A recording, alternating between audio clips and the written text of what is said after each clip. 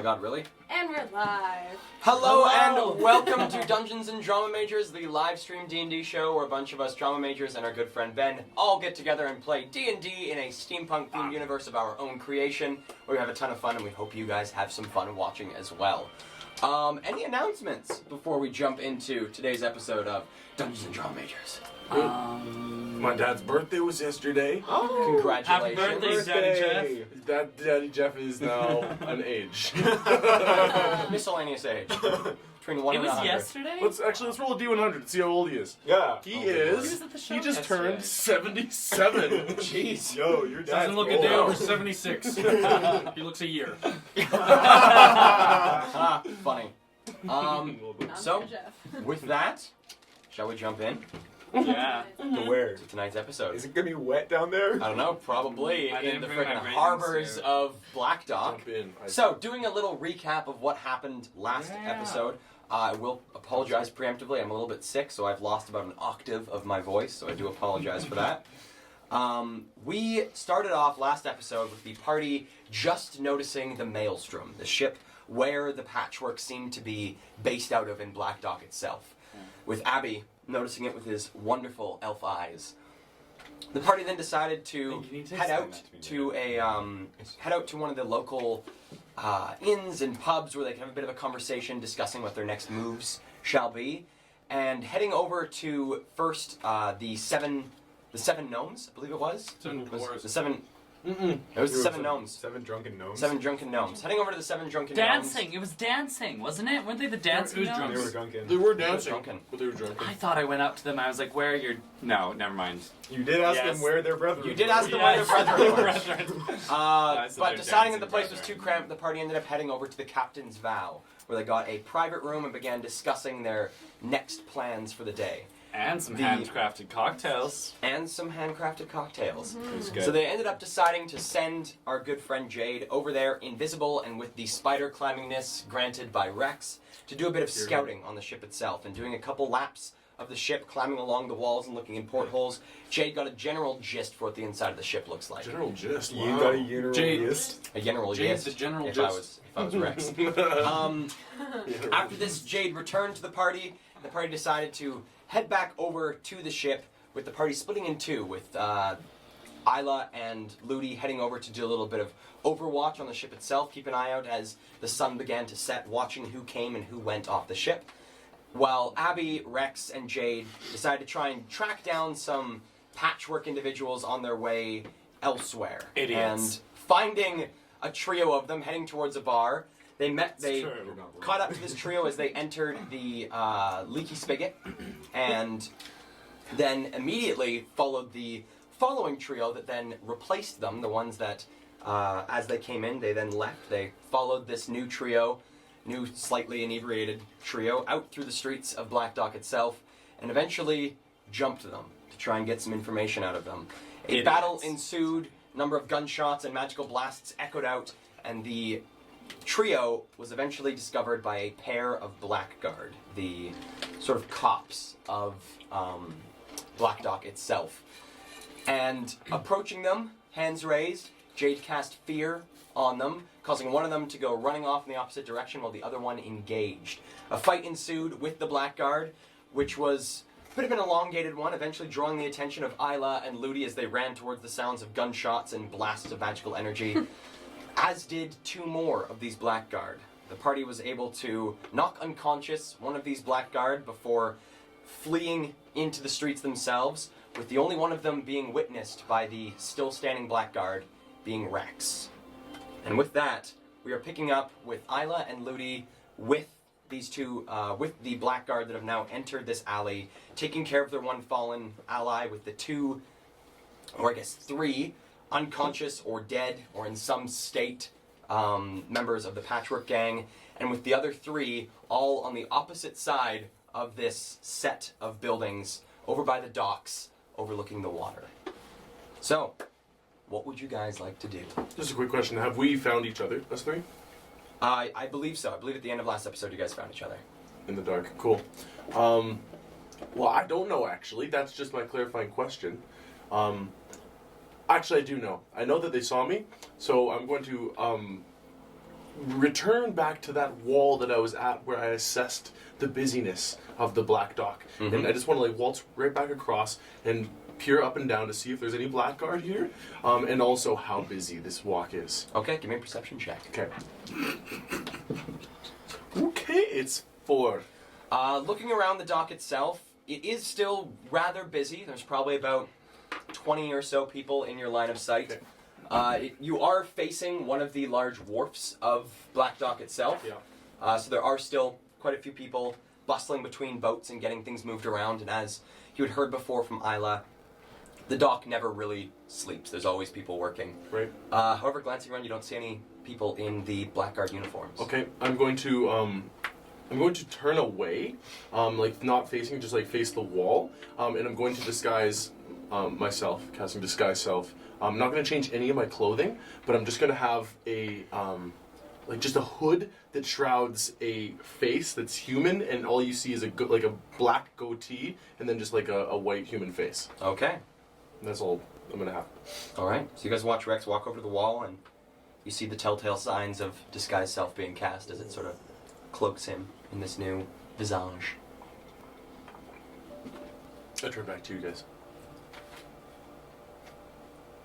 And I wipe my forehead. Well, that didn't go very well. No, it didn't. Yeah, what were you thinking, man? Me? Why did you go just put a sign on your chest saying that you were an aberrant? What was that? With the black card? Yeah, I don't want to pay money. I don't know. We could have done it though. Now we're just fucking I don't know how much money you have. enough. I don't got 100 gold. I I just think- bought some bikes. I didn't think you had 100 gold. I mean, I didn't have 100 gold, but probably between us and our buddies back there, we could have all paid it together. I don't know about you two, but I feel more comfortable in the city than I ever have been. Man, you have weird standards. It's just how I've lived my whole life. Now people want to kill me. What's changed? Let's work faster. That's all it's going to do. I can't do anything now. I'm so exhausted. Yeah. All right, Yeah. let's hurry up and wait. But first we must find our friends. I wonder where they are. And with that, the screen wipes to black and zooms in on Ludi's face, Home Alone style. And so, you guys looking into this alley, there are the two Blackguard that have gathered around their one unconscious friend, currently using a portion of the med kit that was gifted to them by Ludi to patch up wounds on this individual. Besides that, the alley is empty besides the 3 corpses, but you can hear from the bustling behind you that there are others running towards the sound. Oh my god, does this happen often here? I thought this was supposed to be a fairly, guarded city. Are there gangs or what? Well, there's always miscreants in the streets there, miss. Miscreants in the streets, this seems like That more man than was just a almost little... killed. Yes, well, welcome to Black Dock. There are some colorful individuals, and you hear behind you the sounds of 2 sets of feet coming to a halt, and you see this human individual that is currently working on bandaging up the wounds of their fallen comrade. Look over at the 2 people that are behind you. Black Dragonborn, aberrant in the streets. Send out search parties. Oh, Kale, do furbolgs exist in this world? They do. You do not know of them, though. What are 2 distinct races that I know of that exist in this world that are not Jade or Abby? So that takes out elves and halflings. You know gnomes. You know dwarves. You know Goliaths. Goliaths, I know, okay. I think that I'm not sure if they're together, but I think I saw what appeared to be a dwarf and maybe a Goliath running off and past in the direction that we came from. And it seemed like they were maybe with the Dragonborn that you mentioned. Persuasion check. While he's doing that, I'd like to try to ping in the head of any of the boys if I can. The only one you can reach right now is Ludi. 16. Alright, so they look at you. Well, I'll take that into mind. Write that down as well. Is he gonna be okay? We'll see. Is it just them? Is it just them? on him right now? It's the two, and then the two that are behind you right now. Is there an infirmary or something that you can take him to? We have bikes if you need faster transport. We'll just bring him back to Blackguard Hall, center of the city. Oh, okay. I don't really understand. Is this like... Oh, this is a weird fight. Do you have, like, drug issues in this city, or... We do have issues with criminals in this city. Got a lot of people coming in from New Eden, the sort of lower end of that. Sometimes find their way either smuggling themselves through the tram system or other ways into the city. We often do get a lot of the more unpleasant types from New Eden. Unpleasant types? Yes. Aberrants, other criminals. People find ways of settling themselves in a city that is less under the thumb of Shaw. So, I don't understand less under the thumb as in... Sorry, I thought I'm this new was here. part of the network. You don't punish aberrants? Well, we do have our own way of dealing with them here, but not quite to the extent of New Eden, no. I see. And what is your way of dealing with them? May I ask? Well, might I ask you? You an aberrant? Do I look How like an dare aberrant? you?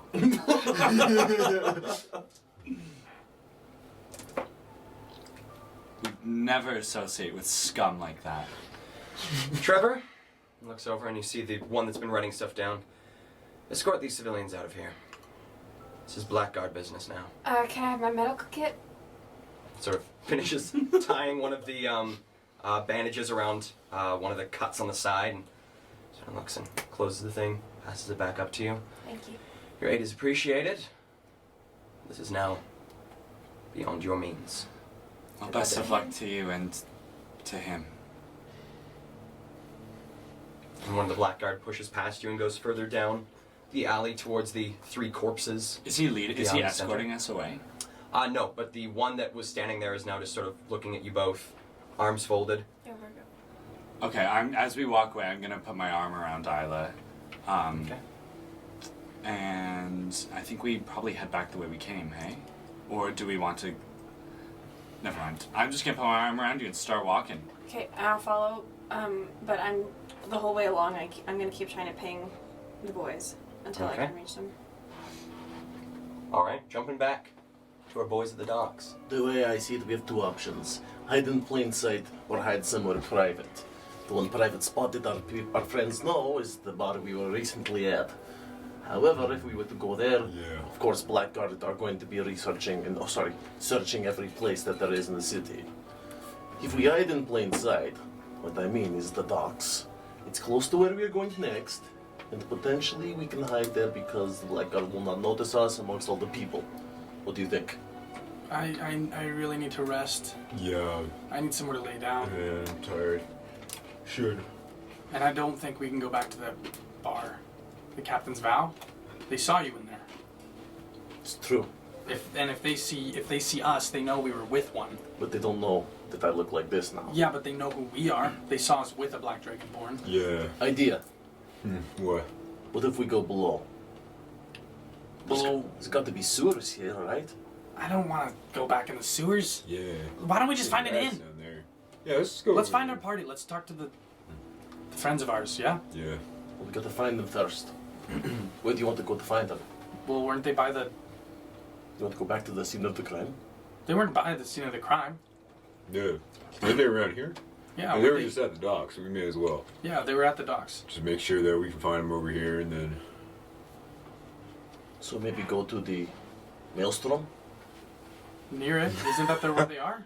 Yeah, I don't know. I feel like Maelstrom will be on high alert since Are maybe they? three people of theirs didn't show up for their shift. How? That wasn't that. That's sketchy. It's been like 2 minutes. They're on their way as far as the maelstrom. No, True. it's only been 2 minutes. All right. Yeah, hang on. Did I see Isla or here? No. No, but M in the last session, Isla pinged Yeah, Jay. right. She pinged Rex. I pinged Rex and Oh. he heard me scream. Then I'm going to say, I heard Isla in my head at the scene of the crime. Meaning she wasn't far away. So maybe we should go back to the main street. What if you two go somewhere a little more private that I know, and then I can go and find them? Because this way, I won't get recognized, but you two will. Okay. You Yeah, split it's up. not bad. Where will you go? Let's go with drunk dwarves. They also saw a black dragonborn in there. No, where are you at, Elfman? Sometime today. When was that?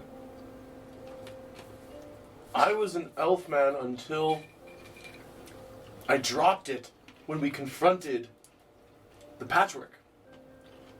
You did have a persona on, though. You were that British dude.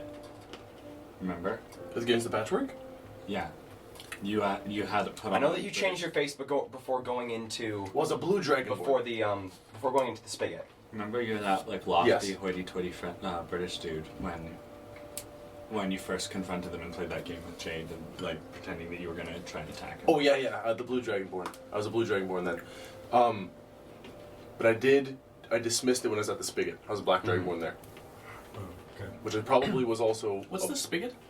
Leaky spigot. That was where you guys followed the patchwork. Oh, Two. oh, okay. I was a. Yeah. Oh no, yeah. Okay, So were you a black dragonborn in the first place? I can't remember. I believe he was. I think I was, Okay. At the end of the fight, you were, yeah. but at the first place, the Captain Captain's Val. Vow. I was a black dragonborn there. I don't know where. I don't know any other places here. There are the sewers. I'm not going in the sewers. That's grody, dude. I know it's grody, but would you rather be covered in soot or be caught and covered in blood? I'm not gonna get caught. They're not gonna catch us. There's nothing to Yeah, we're catch. fine. So where are you going? No one knows anything. They don't even know who we are. Keep pinging. I'm just gonna go wait where they were, near where they were gonna. Yeah, Wait. the dogs. At the docks? Yeah. Let's go to the docks. And I'll search. Yeah. I'll search for them and meet you there. Okay. Yep. I split off. And we head towards the docks Okay. near the maelstrom. And so you're heading towards Rex. You are going. I'm not gonna go back the alley that I thunderstepped down. Mhm. I'm instead going to walk around the entire block through the docks and like kind of watch as they like follow behind me to the spot, and then I'm gonna like kind of look to see if they can see where I am, where I'm going to turn down the main street, which is the one that Ludi and Isla would have ran down to get to where I was. Awesome. Yeah. So you guys heading down this way, and you guys splitting off. You guys sort of round about this one large warehouse, and Rex continues along the side of it, while the rest of you split off, heading more towards the docks area and where the maelstrom is itself. Rex sort of watching them head off. You see Isla and Ludi quite a ways away, probably about 70, 80 feet away, against one of the against the railing just off the docks, and see your friends notice them and begin to approach as you continue down the side of this building. Okay. I continue down the side of the building, and I have my cane out, and I'm not gonna say anything. I'm just gonna do a metered step, pull myself. We're just walking down. Ludi's still got his. Are you transformed right now, or do you look like yourself? I'm wearing all of Rex's clothing, Yeah. but I have human hands and a hood covering a human face. But I'm gonna knock it. Oh, that's subtle. I look around. Do I see Blackguard around? Give me a perception check. Okay. 18. Looking around the dock, again, you're now approaching a second one of these wharfs, the wharf that the maelstrom itself is attached to. Uh-huh. Looking around, you see probably 30-odd dock workers all working on the various ships. You do notice two Blackguard, both posted on either corner of the warehouse that you are now approaching to sort of bypass to get into the main street. Okay. Do I notice Rex's cane on that man? He's purposely clicking it as we're going. Coming through as you guys Yeah, I you feel guys like that's pass, what you Rex guys are mentioned. past where he is before you guys are seeing Oh. these guys before Rex is anywhere near you. Okay. I'll keep. So like you Wait, we're guys seeing you them? guys came past this warehouse and stopped at the docks Oh. probably about like 5 minutes before Rex began his way up. Oh, so You guys have been at the docks for a little bit now, What? waiting for your party Okay. because they were quite a ways away. okay. But I noticed them. You noticed them, yes. Okay. Then I'll like walk. I'll walk like, Not essentially. within 30 feet, unfortunately. I'll walk like essentially up to them, but not at them. Like right close, but I'm going to like do my signature metered step, clicking my cane on the cobbles as I go. I guess Okay. the mud. So So if I'm right, we're all together then. Yes. Including Rex. Including Rex is walking by as this other person. Oh, we're with them? Yes. Basically, he thought you guys. We You just guys. left You guys Allie on our came. own. You guys came before we did, and as he was gonna split off. We just saw you down there, and then we all went, okay, we're gonna go to you guys. Okay. Well then, whoever, I'm not gonna go stand with them. I'm gonna keep our distance from them. And whoever I can reach first, I'm gonna ping. Okay, probably the first one you can reach is either Ludi or Jade. Like, not Ludi, because Or Abby or Jade. Okay. Jade. Okay. We need to go somewhere where we can talk privately. Tell them they're idiots. We have some choice words for you. Isla, did you tell them that they're idiots? Ludi, hold on. Rex is currently a wanted criminal. Tell them I'm gonna strangle them if they start a street fight again. Ludi, I can't concentrate when you're talking. Sorry. We're gonna save it for our private room. So as you guys are approaching, you guys are within 30 feet of them, so you can see Ludi's like mouth moving at Isla as you're approaching, and you can hear Isla's voice in your head there, Jade. Can I hear Ludi? You can I'm hear like the whispering to her. mumble, you can Okay. hear I'm like whispering the to her, mumble so- Oh. of like him turned. I'll ping them both. Okay. I'll just add in Abby once I see Abby and go, oh, I can get that. So did you say that they're idiots? Ludi! Sorry. I'll stop walking then. All right, guys, maybe we should just hold up because they obviously want to keep it low. Don't come anywhere near us. We're gonna meet you in a private place, separately, and we're gonna have a conversation. Rex is in shit. Where is he? Do you want to get This is Rex. I shoot a message first of all, and I say, this man with us is Rex. There's no place that we can go that we know of. Because we can't go back to the places we were at because Rex is identified, yeah? There has to be an inn somewhere in this town.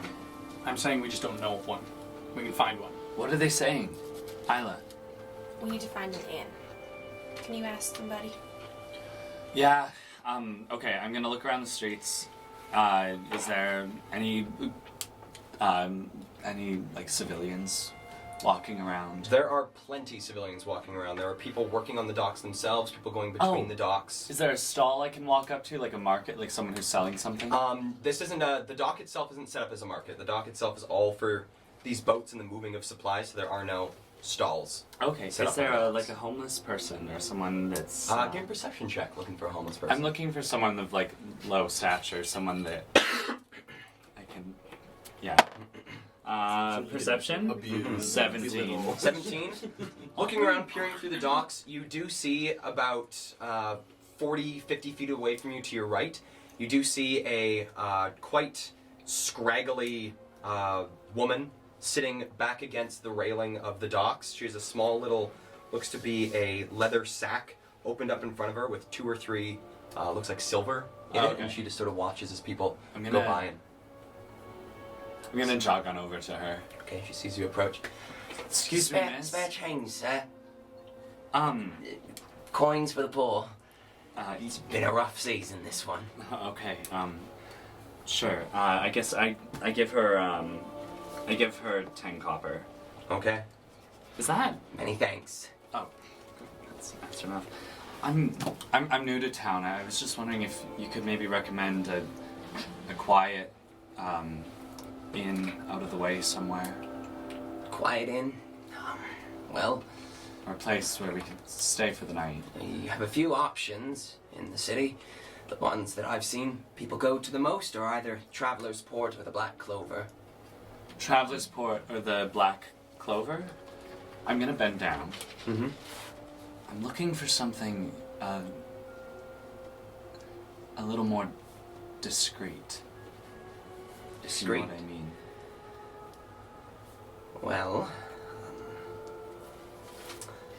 perhaps a little coin might loosen your tongue. I have coin, and I'm willing to pay for good information, but I want to make sure it's good first. So I'm gonna protrude, or produce 1 gold piece. 1 gold piece? And I'm gonna hold it in front of her. Ooh. Okay.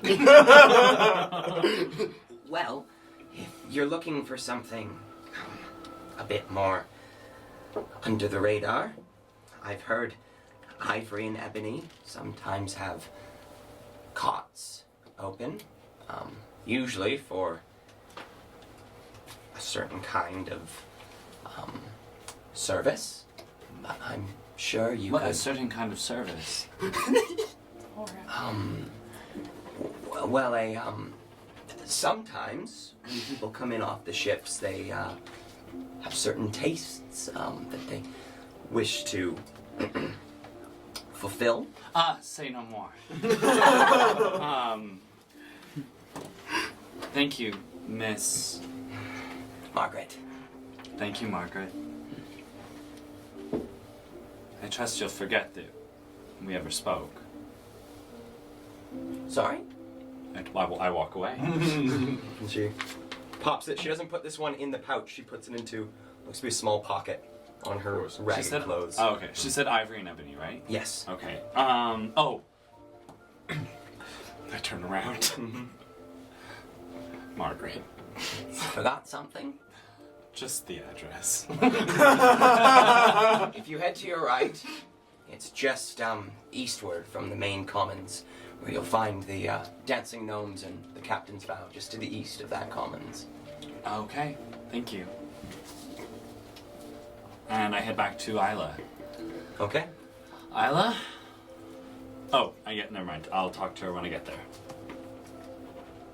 All right. So, a couple seconds pass, and you've watched Ludi sort of head off and talk to this poor old woman and come back towards you. So, Found a discreet place. okay.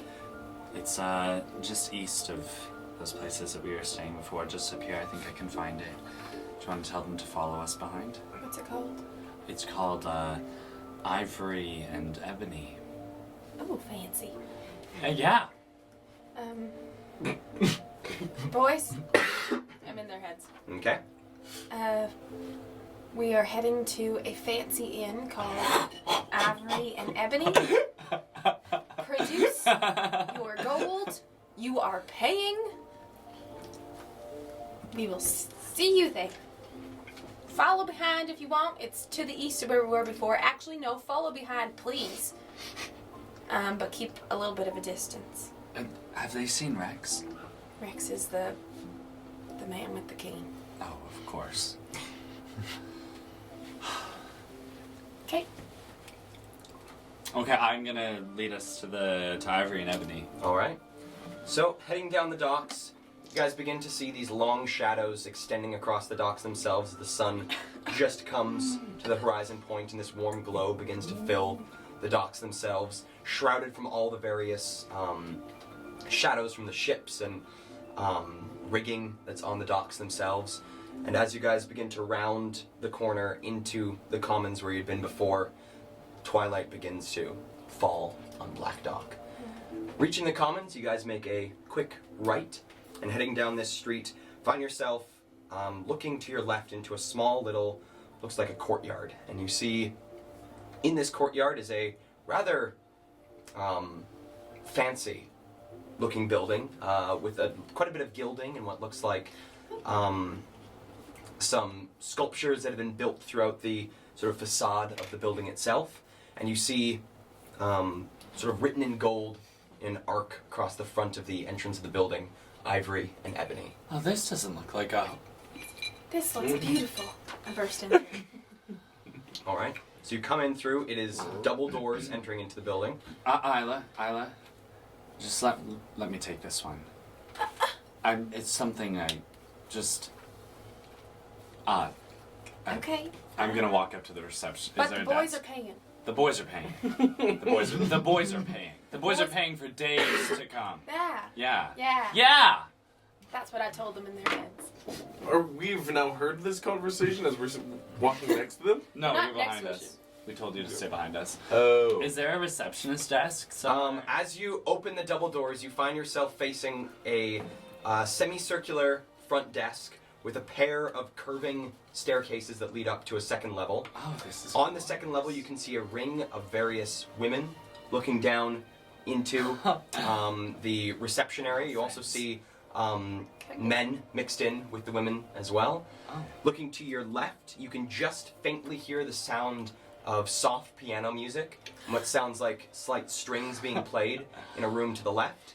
On the right-hand side, there seems to be this thin, quite sweet-smelling steam sort of wafting out of the room to your right. They have like a spa. And coming up to Yeah. the counter, you see a young, quite pleasant-looking human girl, short blonde hair, piercing blue eyes, and she greets you.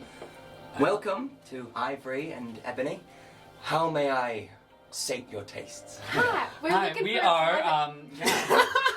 a private room, and we have some gentlemen coming behind us who are gonna pay. All right. Do you know the exact number of these Yes. gentlemen? There's 3 of them, And and we are very mad at them, if you know what I mean. I see. Just how many of our, you were how saying shall we say, exactly. friends they like to have in that room with them? Oh, just us. Oh, just you? Would you like company at all? You know, maybe Yes, later. the 3 gentlemen are gonna come join. Yeah, just we might require some company later, but we just wanted to get familiar with the place first. We heard it was a lovely place to spend the evening So you're with some looking for friendly a men private room for yourself Yes. and the 3 3 gentlemen. gentlemen. behind us Oh. who are paying. They're Well. actually, we shall not call them gentlemen right now. Scoundrels. Scoundrels. Rapscallions. You hear sort of giggles and murmurs from the various people on the balcony, sort of looking down, little bits of chatter happening between them. They sort of look down and as you look up, as many as they can, try and make eye contact and little motions here and there. You see a couple Miguel-esque chest pops from some of the gentlemen. It's a I don't regional. even, Kale, I've tried to do I've tried to do the Miguel chest pops. I can't, I'm gonna do it right now for this, for anyone It's watching. just shoulders. Shoulders back. Can I do it? Oh, almost. You're getting there. Yeah, you know what? That's pretty much If it. Janto's out there, I'm trying my best. I'm gonna learn it for you. Is this a place where we could like sleep? You know? Well, it depends on how much rest. Do you have a bed?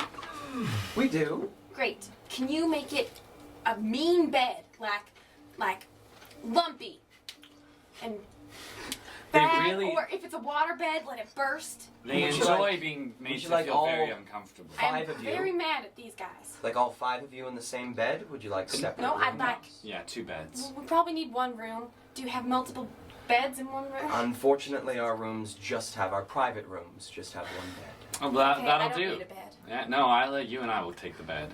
Don't make it lumpy. So So- one room, 1 bed.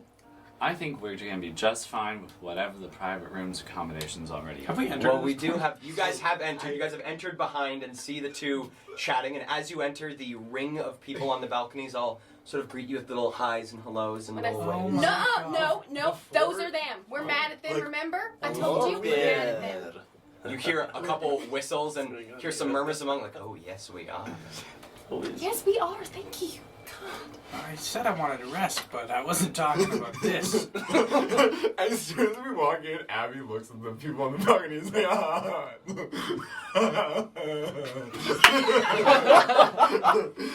Man! You must have done some really good work. Wait, what? I don't under. What? You know what, Isla? I think that the lady I asked for advice on might have misunderstood what I meant by discreet. Okay. Could we have So room for 1 private room, Mhm. comfy bed. comfy? To fit Nothing 2 to, people and us. Is this a pay by the hour establishment or a pay by the evening? An hour. Well, for our group rooms, it is a pay by the evening That's- and then a that's pay perfect. by company as well. So if we like want friends to come up later, I just call you. You just come down Isla? and we'll talk about who will be joining you Sounds in our awesome room. because I tell you what, these guys will never chat with me. I don't I think you try know to what play I games. Oh They boy. won't play. We can play many games. How expensive is it? Well, for 1 room for these 5 of you, just getting this clear, 5 of you, 1 bed, nothing to discipline these 3 bad boys. Just discipline. That's what I'm talking about. Isla, you Isla. don't know what they're talking about. Jeez, man. You don't understand this world yet. Wait a second. This specific area. Isla, come here. First time in Black Dog. Sorry. And I'm gonna message, so I don't have to say this out loud. Isla, they want to have sex. do you know what that is? You do, right? Yes. This is a brothel where they pay to have sex. You brought us to a brothel. They're trying to have sex with us. And you brought us here. And Abby's excited. Look at him. He's jittering. Abby's like almost like cry laughing in the corner. He's just so done. He's like, I fucking can't with these guys. Know very well when someone is flirting with me, and I don't think she was flirting with me. Not her, but all the people up there. You pay them to have sex with you. Why would I have to pay anybody You to know, have sort of sex with wave. me? Some people do. Maybe not. I don't know about you, Isla. I don't know your situation, but there's people in this world who have to do that. Or maybe they just bored. So, how Or much have for the lots of night? money. Well, for the one room, I take it No one ever just paid me. one bed, comfy room. Still not entirely sure what your plans are for these boys, whether we want to have them in their own private room. We're going to be having a very interesting conversation. Exciting. One bed is fine. One bed is fine, one room for the 5 of you. Yes. Well, And a few members of our company appreciate discretion. They're a little bit ashamed of their interests. well, here So we we like to love- cater to interests and keep things as private Yeah, as we can. I think yes, yeah. So if we could just be, if they could just be assured of no interruptions throughout the evening, that would Of be. course. Particularly ashamed is the one giggling in the corner. Isla. Let's not make him any more embarrassed than he needs to be, right? Well, for one room, for the 5 of you, for the whole evening, I take it, until dawn. Until dawn, yes. Perhaps even in Be the 30 next gold. day. The 5 of you. Great. The gentleman. Thir- Okay. 30 gold. Abby's gonna fucking like just turn around and be like, you guys are fucking wild. And I'm gonna, Pop down 30 gold and on I'm them. just gonna be like, point me in the right direction. All right. So you slap down the money and they take it and count it very quickly and, well, pull out a very fancy and like filled with these sort of like sweeping motifs throughout this. It looks to be a gold-plated key that they hand over to. I'll take it. Me. No, Abby, I grab it Abby's on out the of page. Martin's hand. Louis takes it. I've got it. Fine. The room will be just upstairs, third on the right-hand side. Third on the right. Thank you very much. Do you have alcohol? Yes, we do. That'll be over in the lounge. That'll be to your left. I might be down later. Do you have... You do have baths, don't you? We do indeed. Any private ones? Come with the room? We do mostly ones with company, but we do have some private baths for unwinding after company. Wonderful. How much do they cost? It has been the private so baths long with since I company? bathed. Private baths with company? Well, the private baths themselves do come to 3 gold apiece. With company comes to 4, an extra gold per friend. Okay. Do you have any Steal. cinnamon hearts? Unfortunately, well, she might Pretty be in place. tonight. Oh, no, Cinnamon, no, are you in tonight? Calling up to the circle with your sort of like. You know what? We'll murmurs come around. down and pick her up later if we're. Well, we'll looking be for sure the to keep sixth. her reserved for you. Oh, don't bother. It's just it's up in the air. I mean candy. You should look into getting some here. Because Candy, Nope. are you here today? Third on the right. Third floor. Second on the right. Third floor. Second floor, third on the right. Second floor. Have, Third like, on the right. 2, suggestion 3 cards? R. 2, 3 R. No, Second it's floor. fine. I start heading up the stairs. I Let's follow. go. This whole time, I've been staring silently at the ring of workers, almost goggling. Rex. But Rex. like this, and you see a human jaw agape, eyes wide, Rex. and I close it, Rex. smile, look at you, nod my head, and follow.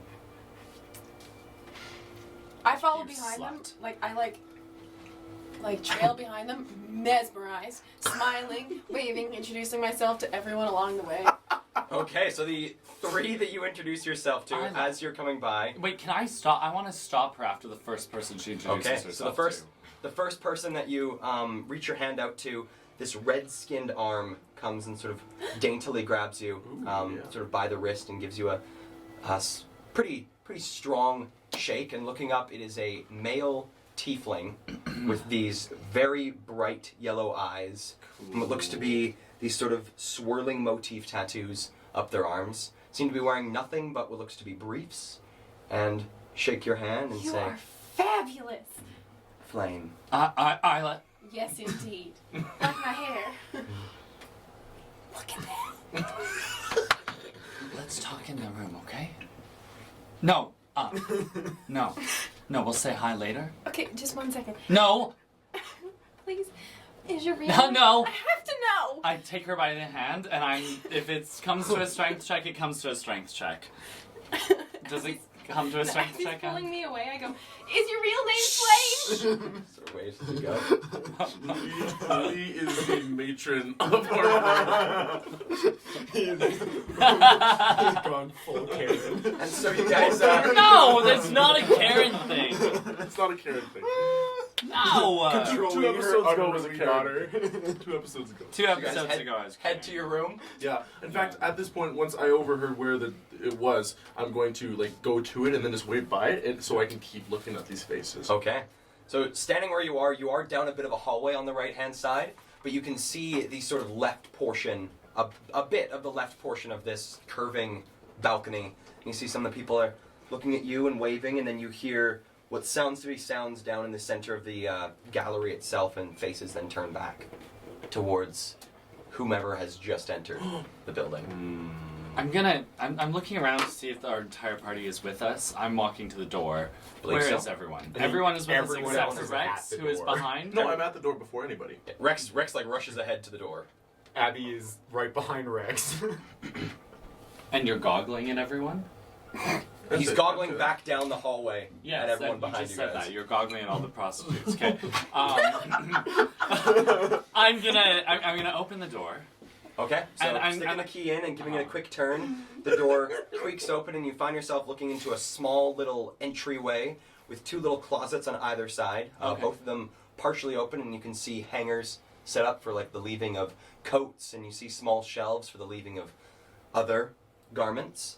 And looking into the room itself, the room is lit very dully by what looks to be small oil lamps that ring the circular room itself. Oh, how cute. And you see at the dead center of the room is a large, probably about, I'd say about 7-8 foot radius circular bed. Whoa. Wow. That is so Covered cool. in pillows and these bright red sheets, and there's a small little chandelier hanging above the bed itself. Seems to be made of some sparkling glass. Would you all mind if I just had like 5 private seconds with Rex? Like just wait out here for just 5 seconds. And Abby No, Abby Abby, comes in. no, Abby, just no. While they're Abby, moves arguing, them I go, out of the "Abby, way. Abby, Doesn't give a Abby. shit.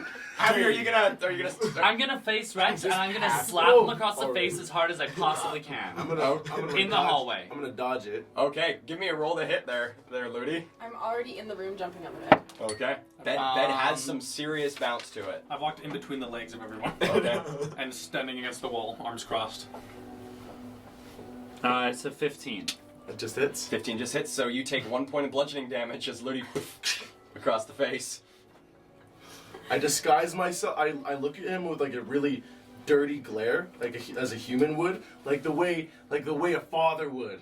Ooh, And Daddy. then I disguise myself as Flame, and then I disguise myself as another one, and then I disguise myself as every single person that I was looking at. Wait, in the middle of the hallway? No, as we're walking in. Oh, okay. This is now like the entryway, I think, into the room. So that's what you were doing? And then I drop it as back to Rex, and I go, well, I wouldn't look at another person the way that I look at you. Well, it looked like you were looking at another person the way you look when you're looking at me. Well, maybe if you just asked. Pillows are Communication. starting to go everywhere. You can see like the wrinkling in the large comforter begin to spread, and you can see as you're jumping, underneath the comforter is this silk, this purple silk sheet that is incredibly smooth, very, very fine silk. This sheet that begins to sort of appear as you're bouncing. I rip the sheet off the bed. Not rip it, like Okay, I take so you it pull it off off? the bed, and I wrap it around. Okay, myself. this sheet is massive. This sheet itself fills the entire circumference of this bed, so it is like a 16-foot wide sheet of purple silk. That Isla now has this massive gown of a purple silk sheet wrapped around her. You guys, this bed is so nice. Feel this. I come over and I touch it. Silk! Real silk! Do you think that all of it will, in your magic bag? You, like, steal it? What, Okay. what else are you good at? That's top of the list, usually. Yeah. I think I'll notice. Not right now, I if- want to hold on to it. Well, I just want Entering the room and now jumping around and sort of looking at the circumference, you can see around the edge of the room are some small stations set up. There's a small station on the far sort of right-hand side of the room where it looks like a small little makeup station has been set up with some complimentary little perfumes and makeups set up. You can also see then on the left side, pretty well in the exact position, just on the left-hand side, is a small little drinks cart that's been set up with a couple small little samplers of various alcohols. You then see on the left-hand side, closest to the opening up into this room, there's then a, what looks to be a hamper. Then on either sides of it are piles of these white and red towels that have been set up for cleaning purposes. And on the right-hand side, mirroring this one, so there's the makeup, drinks, towels. On this side, there is a small little station with little bits of parchment and what looks to be paints set up, as well as other drawing materials. Oh my god. I go and I fill the bag of holding with all of the little samples of perfume and stuff, and then I plunk myself down in front of the paints and the parchment, and I just start playing and say to the room, we should stay at brothels all the time. This is the best. I'm gonna leave unless we have something important to talk about. If we're just gonna fuck around, I'm going. I stand at the door. Unless with my we arms have crossed. something important to talk about, why do you think we're here? We're here to talk about how anytime the three of you try to do anything whatsoever, it ends in a fight. And people die. And we end up wanted in every fucking city we've ever been in. Wait a second. Allow me to addendum. That's what we're here to talk about, Yade. Allow me to. I grab the door, I open it, and I leave. Yay! Fuck you too! Yay! I close the door behind me. Fucker. Okay. I stop for a moment. It is not always our fault. It is your fault. Today it was. Yeah, and it was your fault every single time it happened, and Wait, excuse me. Sorry, did I go into the fucking barracks and get caught? What? What the fuck are you talking about? That wasn't us. That was you two. It was you two. Yeah. So So that's- like, okay, I'm gonna admit fault for today, right? That was, we made some missteps along the way, but what the hell? the barracks was supposed to be a covert operation, and it went south. What I'm saying you guys do is you start fights for fun. Well, it was very fun. Did you get any? Yeah, I'm not gonna lie. That But- was Did you get any information at all? Was any of Yeah, it worth it? we They got know who tons- Rex is. No, we got tons of information, buddy. Do I need to talk quieter? But let me say, while it was fun, it was a mistake. It was a plan that went south. Just like Yeah. yours and Isla's operation. It was Absolutely. supposed to go as smoothly. Oh, really? Just wait, just Okay, so what Yeah. exactly happened? How did it go south? At what point along the way did you take a wrong turn? No, we were gonna sequester them in an alley, right? We were gonna and like, kill get each them one of them talking. methodically until they gave us information. That was not. We weren't actually gonna kill them methodically until they gave us information. We were just trying to get them off the street, and then things got a little weird, right? Plans weren't necessarily communicated. I thought Rex was about to get shot. I rushed in because I didn't want him to die. And then, Well, obviously, I'm You know, glad you things saved started his life, going. but I don't understand why Right. you didn't just. Yade was going to kill me. Yeah. How did the Blackguard get involved? because you heard, like, they heard gunshots, right? Why were guns involved? Because because they were using them. They tried to kill Rex. They accused me of being an aberrant. What? The Blackguard. What is their opinion on labyrinths here? I'm not good. But not as bad. Not as bad as Shaw. Well, it makes sense. Shaw's got a big hard-on for labyrinths in the worst kind of way. You know, Well, if you're interested, we talked to the Blackguard afterwards, and we discovered that the one who saw your face, Rex, is staying, or is being taken to the Blackguard Hall in the center of the city, Shit. where he'll recover. He's alive? Yes, he's alive. And I told them that I saw two people of a different race than you or Jade running off in another direction. They marked it down. So they're currently looking for a dwarf and what was the other? Goliath. A Goliath. A dwarf and a Goliath. So as long as Rex stays disguised as another race while we're in here, they have no idea who they're looking for. I open the door again. Okay. Okay, so the screaming's done. Screaming's You guys done. got it all out? Yeah. I close the door behind me and stand against the wall again. I'm gonna scream loudly, but like sexually. You know what I mean? Okay. And then as I do it, then I smile and wink at Yade. Yade, the tiniest little grin pops on the side of Jade's lips that you can see. just for a bit of cover. Of course. You know what? Are you gonna say anything? Well, I already You're have just it. as upset as I am. Well, I speak in his head now.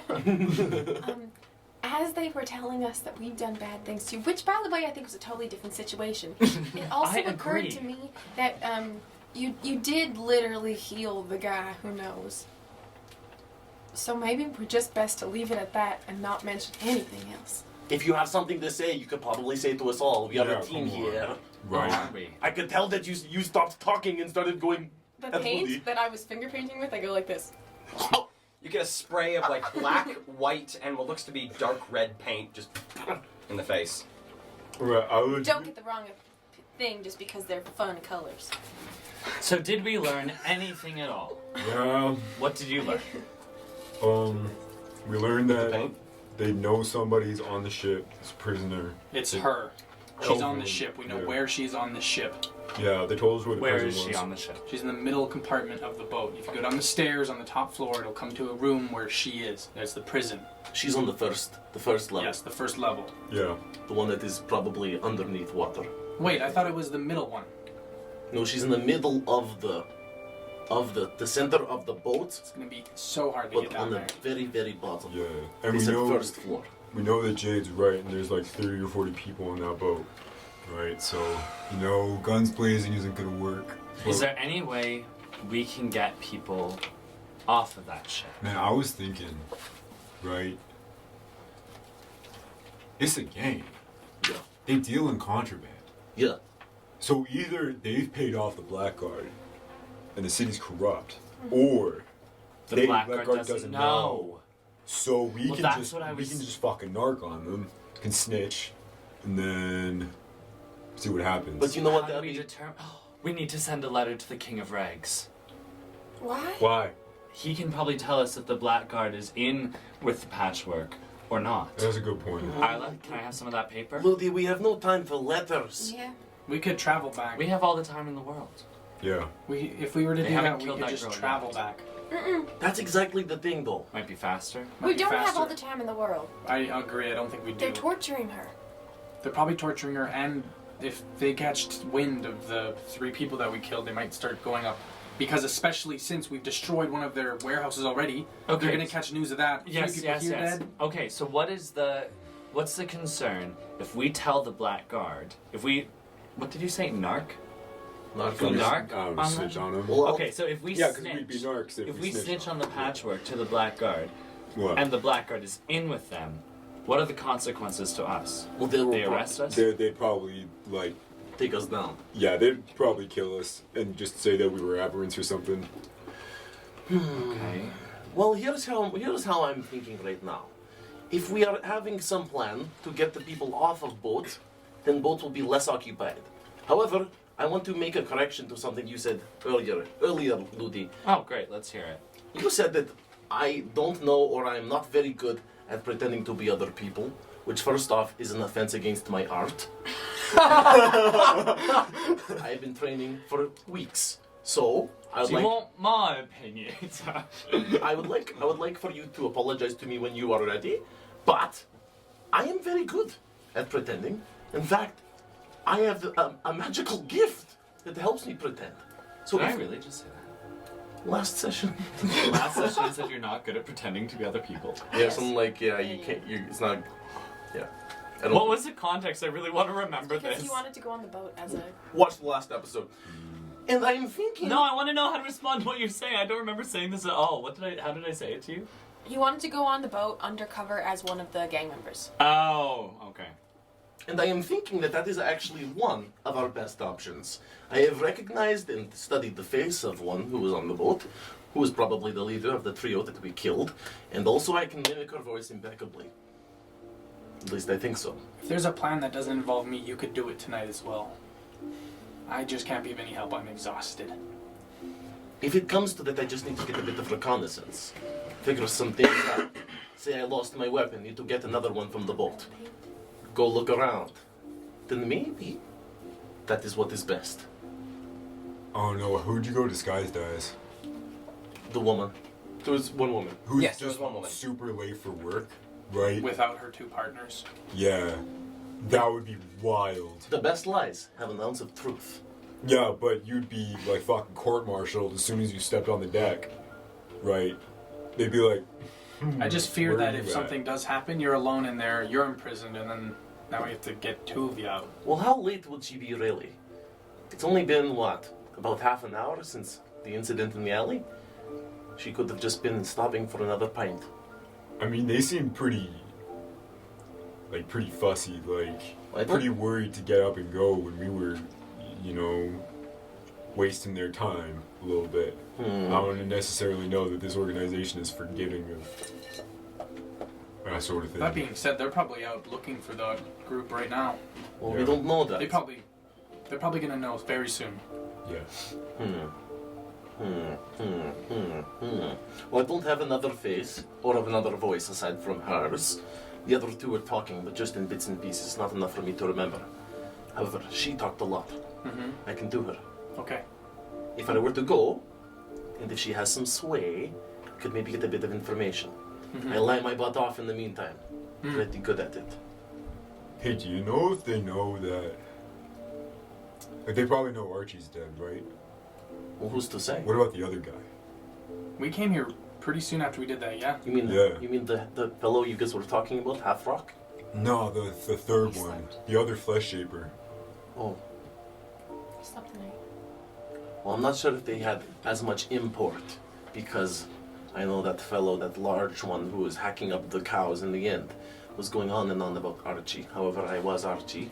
I Yeah. have a feeling he was more responsible, especially considering the way that the children responded when they saw him. Yeah. I'm assuming that he was in charge.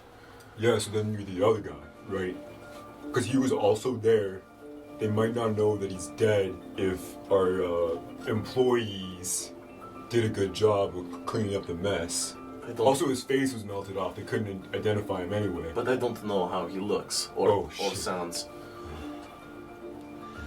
I think it's a half decent plan to have you impersonate her and go on the ship. But we need a backup plan because more than likely you're going to get caught and then you'll be stuck on there. Well, Is it I don't think that's the final plan. I think that's part of it. You go on, you find some more information out, come back, and then we regroup, figure it out from there. What if you can't get off and you can't communicate a message to us? Maybe you just can't leave the ship, but you're not actually in any trouble and you just have to wait until the end of her shift. I have a distraction. Or you do get caught and you get imprisoned and we just assume that you can't get off the ship because you're doing such a good job of impersonating her and we don't know what to do. Yeah. There's always a Or if way they out. just- Dragonborn are born, are people of wit, I think, and survival. And There is most likely not a Exactly. way out if there's 40 What? people working there's on always that a ship. way out. Plus, it's near water. I can swim. But don't you need someone to go with you? Isn't it too risky to go on by Oh yes, yourself? we have a 6-member. What? Oh my god. What? Did we leave the oven on back at my place? No. Oh, thank God. Okay. Oh, Okay, flashback this to is Rex's maybe... place. Flames. No, all of Newweed. All of Newweed is burning. Breaking news. Okay. Campaign over. This might be... Oh shit, we're not wanted anymore. This might be a really stupid idea. No, not Ludi. Never say you're stupid. You're very brilliant. More brilliant than any of us. So tell us. You're being very flattering. I'm being genuine. Okay. So, if you pretend to be this guard, maybe you take one of us onto the ship as prisoner. Maybe it's Abby. What? Because you attacked them in the alley. Yeah. You can tell part of the truth, that ounce of truth notion that you had. Abby attacked you in the alley, was looking for information on Patchwork. Okay. You bring him back to the ship. He gets locked up, but maybe we get some information about how their locking mechanisms work, or about where the jail cell is. Maybe you can even steal a key or make a copy of it somehow, using that spell that you have. And if anything goes wrong, then Isla, Jade, and I bust in the next morning, kill everyone, and get you out of there. I don't hate it, but Abby looks like he's gonna shit himself, so why don't you Yeah. tell us what you're I don't know, guys. I'm just thinking that, like, listen, I'm just saying, I don't think it's realistic. She would not be able to subdue me. That scrawny lady, I mean, Okay, well, that's a But- very good point. she But wouldn't be able to Who, hold me? on to me. You can't put Jaden there because he's exhausted. let me bring a new option to the table. I'll do it. No, let me say this. No need to play hero, and Trojan horse will only get one person in I'm trouble. not playing hero. I've been tortured before. I know I can handle it. Wait, what? A conversation for another time. It wasn't me. Anyway, the ounce of truth. Here it might be. The ounce of truth is that I, a member of the Patchwork, had a run-in with an aberrant. Therefore, No, we can't reveal that Jade's an aberrant. it won't matter. Because he doesn't have spells right now? Why don't we just hear him out before? And they won't know who Yade is. I don't have to say this person. I ran in that with an aberrant. 2 of my pals were killed, and who knows? I ran away. I wasn't going to get killed by an aberrant. Here I am. I was pursued. Blackguard are looking for an aberrant. That is true. I make my way into the boat, look around, say they took my weapons. I need a new one. Allows me to putz about. You said that there were beds. I take a rest. Hopefully I don't get noticed. I recast disguise self when I need to maintain my disguise. Yeah, what are you gonna do when you, like, talk to them and you don't know their names? Are you just gonna, like, pretend that she's just one of these, like, you know, that she, like, meets everybody and then she introduces herself and they introduce herself? don't have to say and then, anybody's like, name. no one... Maybe they But refer it's to just each like other you're as going sir, like, or... hey, I don't know, it's just a lot of I assumptions. think he can do it, and I think he can be fine while he does it. All right. And I also think that if he gets on that boat and we find some way to fuck with it, I think maybe he could get the prisoner out. They have windows below the water level. I have magic that can blow windows up. You can't climb... How big were those? Do you the not climb. understand how that would work? The water would come flushing into the room at such a great force that you wouldn't be able to get out the other side No, the windows are until all above the water water, was... Rudy. There's window. He told us earlier that there's windows below water, and that's what he's talking about. He's trying to sink the ship. Oh. Oh, I thought you were talking about trying to escape out the bottom. No. Through the window. I'm sorry. gonna- How would I get in the ship? I never talked about getting in there. I talked about him getting in there. That is a really smart idea. After we get her out. Or Rex- we do it before and we use the panic and pandemonium that it causes as a distraction. That's what I'm saying. That's what you're saying? That's exactly what I'm saying. I can make 2 of you invisible to get on that ship. I can go below the water. I can blow up a window. Rex is already on there. Someone fast can run up after it's all started. You guys get her out. I swim away. We're done. Okay. Just to clarify, when you examined the ship, there were no windows below water. You know there's a level below the water. Gotcha. I didn't There's know. no portholes below the water. There were the ones that you had to look at from a different angle because they're close to the water, but there are no windows below water. I don't actually think there's windows below the water. Can you crack a hole in the hull? I still might be able to. There's some Because powerful Isla can spells I change know her of. face. So she doesn't need to go invisible. Abby and I can go invisible. Rex can transform. You can transform. If you let me rest tonight, I can, after spending some quality time with some friends out there, I can think about some spells that... Quality time with some friends out there. She's being tortured right now. Okay, wait, hold on. What time is it? I don't need that much time to think about spells. Currently, it's probably about like 7 o'clock, 7:30. You go to bed right now.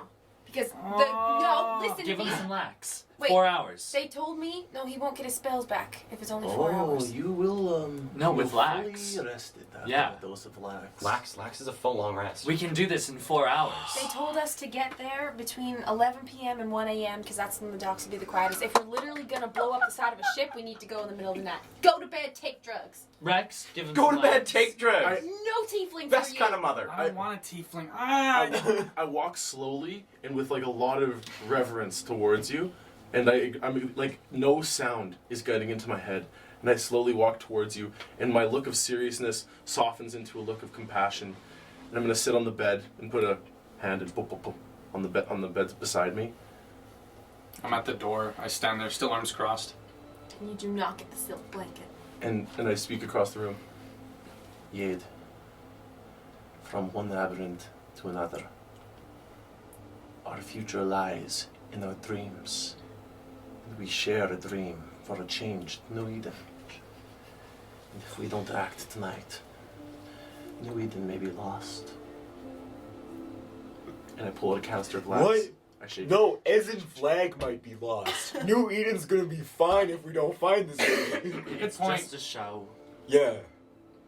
How many doses do you have left, Rex, after that? 7. 7. Jeez. I think we made 20 last time. We cooked You one. guys- But this you is guys a make mission it. and somebody's life is on the line. Yeah. Take the drugs. Shut up, Isla. You didn't help very much, you know that. No, man. I'm just saying. Like, Forever a realist. You Wait, could what use if a dose this of is- lax, dreamer. I walk up to the bed. also, I scurry over to the dose of lax. He reaches into his mind and he pulls out a dose of lax. He's like, It's now starting to I'm not like taking it right now. I thought you form used into like it. this like brown layer on your hands as all the paints start to mix together. I grab the canister out of It's your just hand. red paint. Oh, Is it really you've only wax? used red? I use other colors on the Do I have to use it in here? That's but what I when always like, thought. wiped off Wherever the you use in it, here, you will it's pass out in a matter of minutes. So it's best to be somewhere safe. Okay, I climb up on the bed, and I make a little like you know how dogs like kind of flatten the bed and make a nice little area where they land. I do that, with a bunch of pillows and things, and I say, "Don't." Hey, any- wait. Sorry, I'm sorry. You were making a nice speech. I'm sorry. I was gonna say, "Don't anyone fuck with me." Yeah, I'm not going to. One thing. This feels riskier than like just taking the chance that the Blackguard isn't corrupt. You know?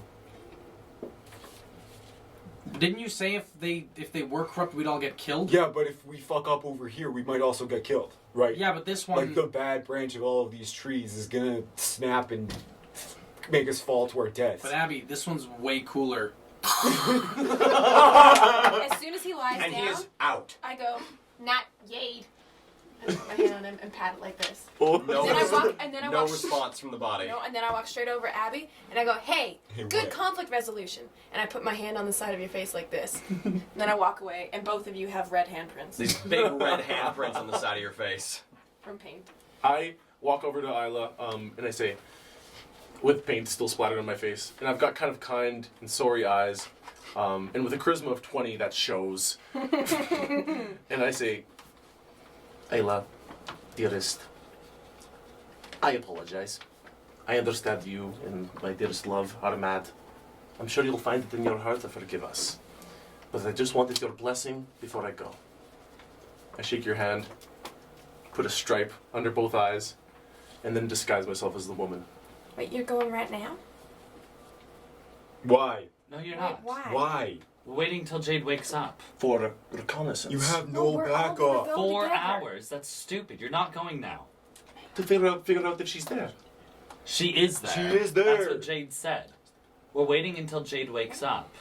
And then you're gonna go. I thought the whole plan was so that I could go in Oh. and No, scout 4 out the hours, place. you'll never last 4 hours. You can maybe last 1. I'll give you I'm that. not gonna stay in there for 4 hours.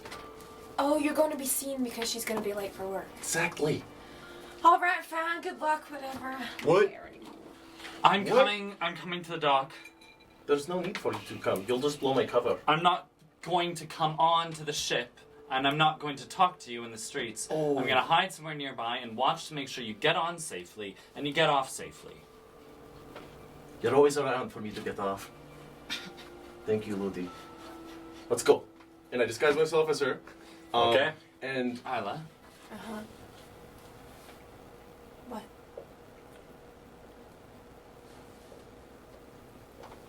you're a very pretty, beautiful, person, Thank you. and there's a lot of people here that just maybe just keep your wits about you. I'm very witful. You are. You. My advice is don't talk to strangers, but I mean, do what you want, but don't. I just would. These strangers are not the best. Abby, please, What? just. She can take care of herself. She's a grown adult. Oh, Like, she I might hate not you know all, what a and I walk brothel is, out. but... I lean in and whisper in Ludi's ear. Don't worry, I just like to meet people. I don't like sex. Did I just hear you say you don't like Rex? No, shut up. After Listen, I certainly, wish someone maybe would have paid me for it before, but I would never pay anybody for that. Oh God.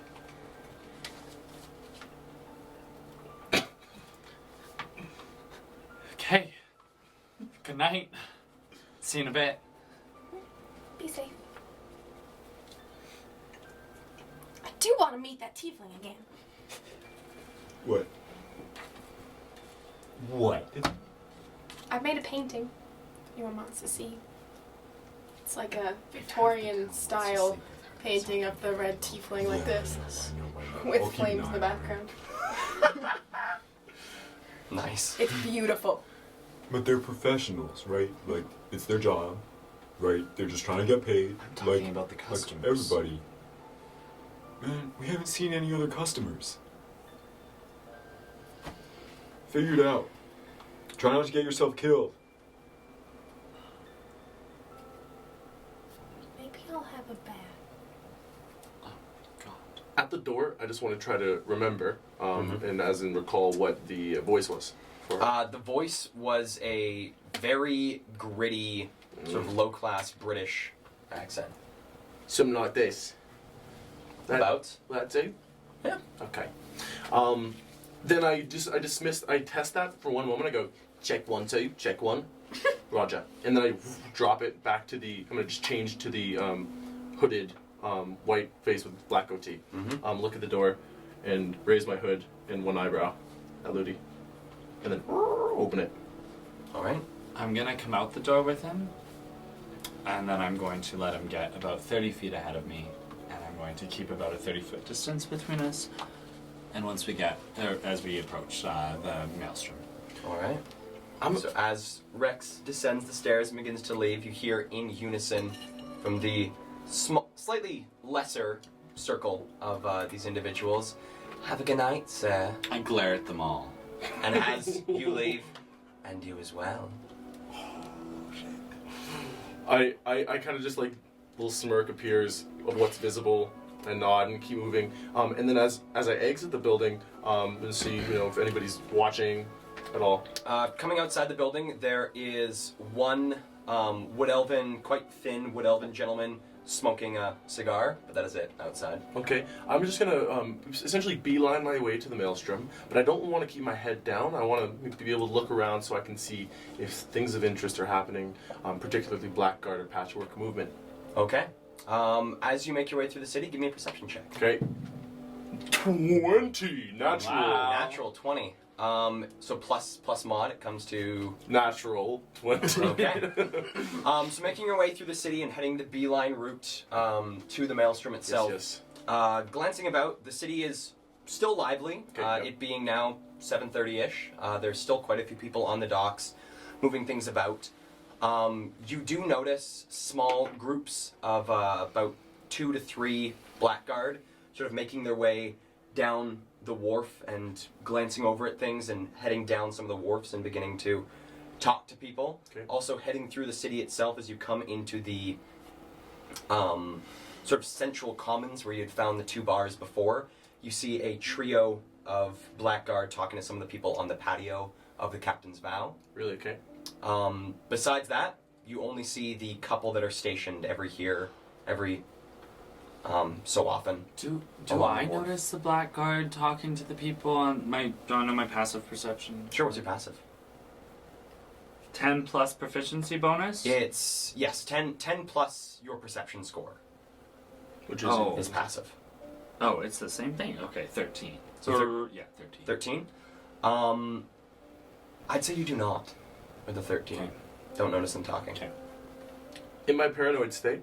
I note that, and I realize suddenly, as I try to like conjure a bit of courage, which comes from my patron, I notice I'm tapped of it. I'm going to, instead of going straight to the boat, I'm going to take note across like the walkway of the wharf. Any beggars or people who are asking for money. So with that, I'll use the same perception check. Okay. As you look about looking for poor beggars, you notice the quite a ways down, closer to where the Maelstrom is itself. You notice the woman that Ludi went to talk to. Yep. You do also notice a few other people along the wharf as well, and you notice one down the wharf just to your left-hand side, sort of sitting up against one of the large pegs set into the water, sort of leaned up and very lazily looking side to side as people Okay. walk back and forth. I'm going to move directly across the street from them and not address them. But I'm going to take my coin pouch, which is completely empty. Not actually. And I'm going to put a few coins on the ground in front of me, but not in anything. Then I'm going to fill that with some buckshot and round shot. And I'm going to, like with the coins in front, just start shaking it and kind of humming a low hymn. And just being like, and I'm gonna look up as people come by and just playing this song. Okay, give me a performance check. Okay. Ooh, that's 13. All right. So Ludi, you notice as you're following Rex behind by quite a ways, you notice him sort of glance around the docks a bit, quite a ways before he's reached the Maelstrom, and find a little spot up against one of the warehouses and sit down, set out some coins in front of him and begin doing this. I'm gonna do that for an hour. Do it for an hour? Yep. All right. So Ludi, you stand there and watch for a little bit, and a few moments pass as he's doing this. You see a couple people sort of glance over him, but don't head over, and you realize after about 15 minutes that he has come up with some sort of plan. It's a new song. Dundee under the walla day, under the walla day, under the walla, ludi ludi ludi ludi ludi, under the walla day, under the ludi ludi ludi ludi. Sort of watching you realize he's going to be there for a little bit. During the proceedings over the next hour, you amass in total a total of 7 copper pieces. Crazy. People sort of drop down towards you as you're singing, and you see some of the other people sitting along the dock sort of glancing over at you and sort of shrugging and continuing their own sort of begging for coin. An hour passes, comes to about 8:30. You feel your strength come back to you, and glancing about, there are now slightly less people on the docks, but still quite a few. You notice one of the beggars that was sitting on the docks has gotten up and ventured deeper into the city. And noting that, I'll get up and venture deeper towards the Maelstrom. I've almost fallen asleep at the wall I was leaning against, and then Opening your eyes, you see Rex stand up, collect his coin, and begin to head down the road. finally. All right. And actually, as I've been sitting there, I think I'll just quickly duck into a back alley and then disguise myself as the woman, All right. as the patchwork. So ducking into an alley and sort of against the wall. And her clothes as well. Close as well. No All right. gun. No gun. All right. So disguising yourself into this woman, you feel you've got a pretty good likeness of her as you head back out of the alley, and Ludi, you notice him head out and begin to walk towards the I'd like maelstrom to, itself. I don't know if this is a real thing or not, Kale, but I want to pay really, really close attention to like every detail of the clothing and fabric, so I know I can recognize him when he I know that I won't lose track when he goes on the ship. Here, give me a intelligence check. Flat intelligence. Also wanted no blood on me. No blood. No blood. Okay.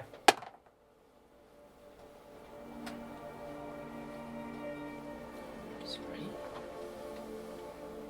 Oh, I was sorry. Can I if I decide to feel lucky and I re-roll, I forget. Do I get to pick between the two, or I have to take the re-roll? I believe. Let me double check. That's a good question. I believe you get to choose between the two, but let me just see.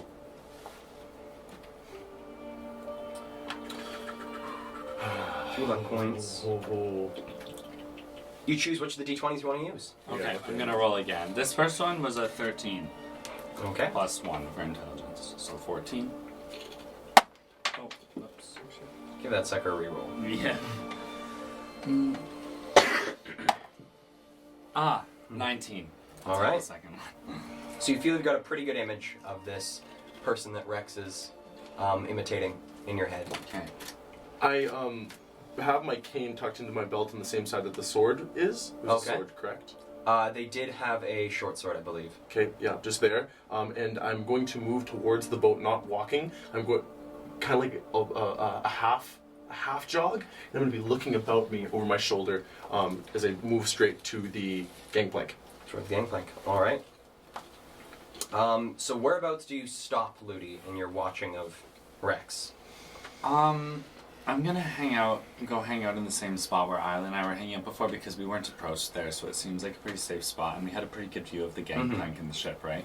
So coming to where you are one wharf away from the maelstrom itself, so probably about like 80, 90 feet away from the maelstrom itself as you... Is there a similar looking spot that's closer? That is the closest one that's on a separate wharf. You have to be on the same wharf if you want to get closer. Okay. I think I do want to be closer. Okay. I'm just gonna mill around, look into various shop windows, or... There are Sorry. no shops on the wharf itself. So is the wharf like a big long sidewalk, sort of with docks going out and ships on them, and then what's on the other side? The other side is warehouses.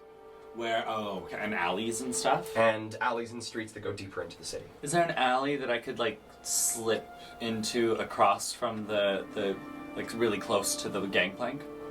Close to the closest one to the maelstrom itself is further away than the wharf is. The closest alley. Okay, I just want to scan the place then for maybe a spot where it might be chill to just be hanging out and maybe reading a book or... Okay, give me an insight check. Yeah. Oh, fuck. Thank you.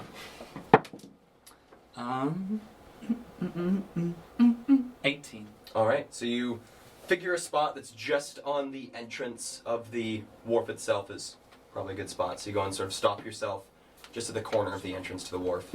Oh, okay. And so you've sort of got a side view of the ship itself. You can see the gangplank, so you'd be able to watch him as he goes up. Great. But once he's on the ship, you won't be able to see him.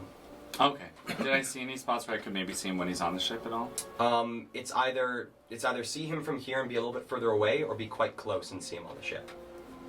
Oh, what if sorry, I did not mean to take so much time with this. Looking up at the height of the warehouses, if I was to be on the roof of one of the warehouses, would I be, does it look like it would give me a good enough angle to see onto the ship? It would give you a good enough angle to see on the ship. You would be the better part of about 250 feet away from the ship itself. So it would be quite a ways, and as you begin to look around, as night begins to fall, your human eyes can't see very well in the dark. Okay, I'm gonna get close to the ship. Okay. I'm gonna take the spot close to the ship. And is it can my feet dangle over the water or something? Like I'm just hanging out looking at the waters, or like. If you're facing away from the ship, you can. Otherwise, you'll be like right against the ship, looking into the water. Sorry, I just don't understand the lay of the land very well. So there's the wharf that sort of juts out What is from. a wharf? A wharf is a long rectangular dock Okay. that then the ships are moored Yes. against. Okay. And so you can either put your legs over the opposite side that the boat is on, and so Yeah. you'd be facing the opposite way, or you can put your feet on the same side. Yeah. But this boat is the first boat on that side of the wharf, so you'd be pretty well directly next to the maelstrom itself. Okay. Very close to it. Quite close. Okay. And again, from this angle, you won't be able to see onto the ship. Sorry, I thought I went to the spot where I could see onto the ship. Where is the spot where I could see onto the ship? Onto the ship, you are like 10 feet away from the gangplank. And then I could see onto the ship. And you could see but onto I'd the be ship. 10 feet away from the gangplank. Can I see the gangplank from the spot where Isla and I were before? Yes. I can, right? Okay. I'm just gonna The go. ship, it looks like, is currently being lit by a number of small oil lamps Okay. across the ship itself. So you can see the ship. Again, you're probably the better part of about 100 feet away from the ship itself. Oh, I don't know where to go. Okay, I'm just gonna walk around. I'm not Okay. gonna go anywhere. I'm just gonna meander around. If anyone stops me, I'm just gonna mutter to myself.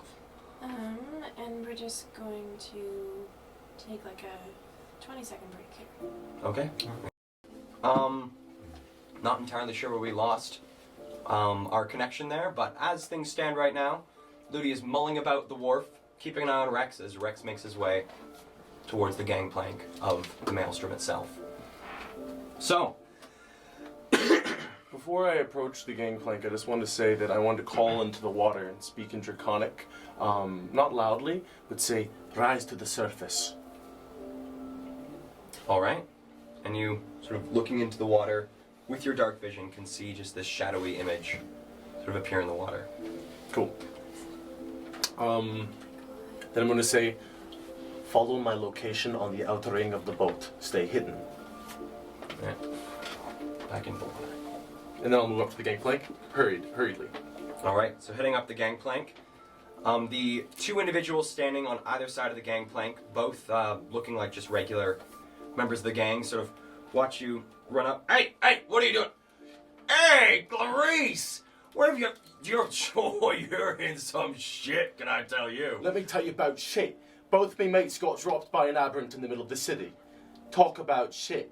Let me in. Give me a persuasion check. Okay. So cool. 20. Shit? Really?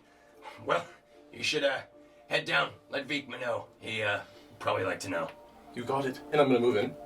All right, so heading onto the ship, you can now see from the ship itself, from the light of these various oil lamps about the ship itself, you can see the two brutes on either end of the ship, sort of watching out into the darkness. And this is the top level, hey? This is you're sort of on the bottom level where the large whale is hanging, and you can see the brutes on the raised, both aft and fore I of see. the ship itself. So I'm on like the mid boat. You're on the mid. You're on the like the mid deck Okay, of cool. the boat itself. Whew, sorry. And you head down. So there's two different ways into the ship. You can either head to your right down one of the staircases, or to your left down a staircase deeper into the ship. I'm gonna take the left. I think that's further into the water, right? The left is further down. Yeah, heading further down the wharf. Okay, yeah, I'll do that. Okay. So, heading down this one, you make your way down the stairs and you find yourself in a sparsely lit, but very heavily populated room filled with various gang members sitting at tables, seem to be playing different games of cards and dice, eating food that is being brought out by what looks like servants coming out of a room on the right-hand side. And as you come down the stairs, no one seems to notice you. Okay, I'm gonna look for another set of stairs. Okay, so heading, there are two ways that you can head. Okay, yeah. You can either go to your left or to your right. I'm gonna go right. Alright, so heading to your right, you bypass one of these servants carrying out what looks to be a steaming platter of some sort of meat that smells heavily of some very rich spices. Okay, And they sort of jut away as you Yeah. pass by them. And Wait, are they alone in this hall right now? They are entering into they're like just at the precipice into the room Okay. itself. And do I see the hallway beyond? You see the hallway beyond. It extends for about 40 feet before coming to another turn. You can see directly about 10 feet in front of you is then the entrance into the kitchens themselves. Okay, I'm gonna pull them by the arm, just like back into the hallway. Careful not to, make their tray fall. They manage to keep it Okay. keep it up. Okay, and I say, oi, where's Vigma? He's down in his chambers. Below. Yes. Say, Roger, thanks. And I'm gonna move down. They hurry into the room. So, do you head into the kitchen or do you head down the way. hallway? Yeah. All right. So heading down the hallway, you reach a corner and then find yourself at a intersection. There is a way directly ahead of you, which directly to your left currently there is a closed door. Heading further down, if you go straight down this hallway, there looks like there's another door on the left-hand side before the hallway comes to another T intersection. To your right, the hallway continues down to your right, but it looks like about 15 feet in, it heads down some stairs deeper into the ship. I'll do that one. All right. So you head down these stairs deeper into the ship and find yourself at another intersection. Okay. Coming further down these stairs, the ship getting a bit dimmer as you reach further down into the second level of the ship itself. Looking to your left, the hallway continues to a dead end. To your right, it does as well. Or not a dead end, another turn that leads deeper into the ship. However, directly in front of you and to your left, there is one hallway that goes further towards the prow, and to your right, it looks like a similar hallway that goes towards the prow. I'll go. So both go towards the front of the boat. There are two that go towards the front of the boat, and if you go to either end of these hallways that go to the left or right, there looks like ones that head backwards the opposite way that you were just coming. Okay. I'm gonna go down one hallway. All right, would you like to go to the one that's left or to the right? Let's go right. All right, so going to the right and heading down this hallway, you find yourself in a decently wide hallway, and immediately on your right-hand side, there is a door. Do you continue down the hallway? I'm gonna look into that door. All right, so trying the door is open, and as you peer into this room,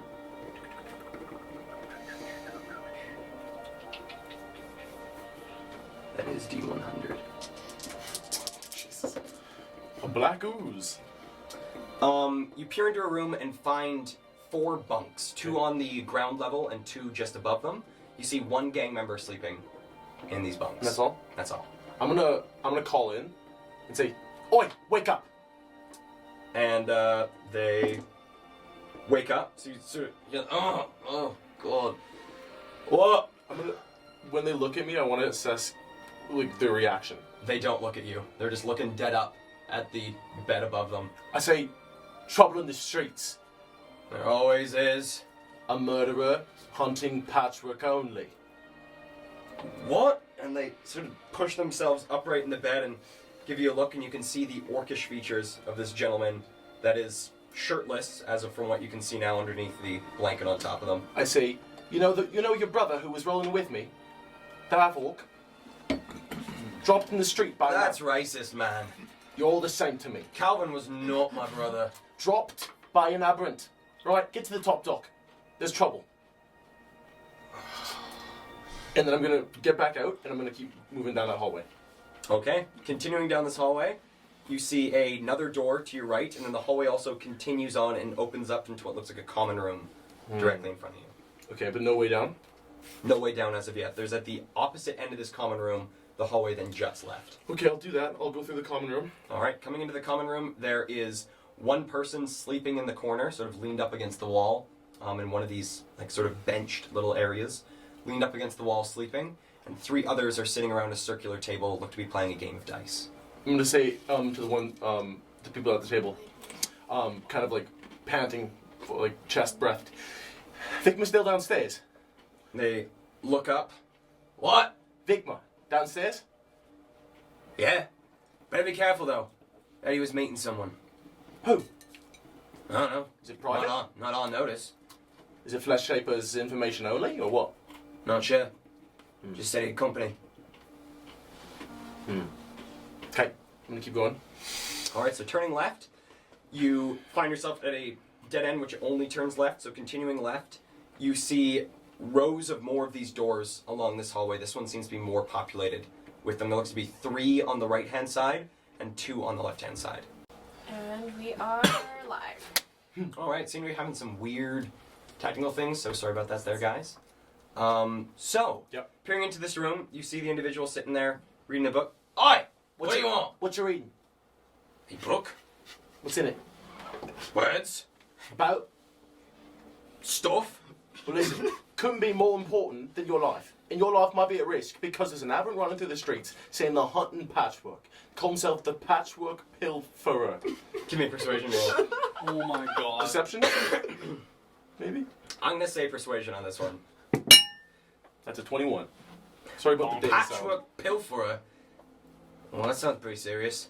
So you might want to put it down, sharpen your blades, load your weapons, and get to the top deck. Why don't you tell a few people along the way? Lousy lout. And I'm going to close the door. Start standing up. Okay, there's still the 3 along the right-hand side and 1 further down to the left. I'm going to try the right-hand doors. All right, so opening the first one on your right-hand side. Yep. Let me just double check. What do we got? These are the nicer ones. Oh! Something for you in there, Abby. Oh my god.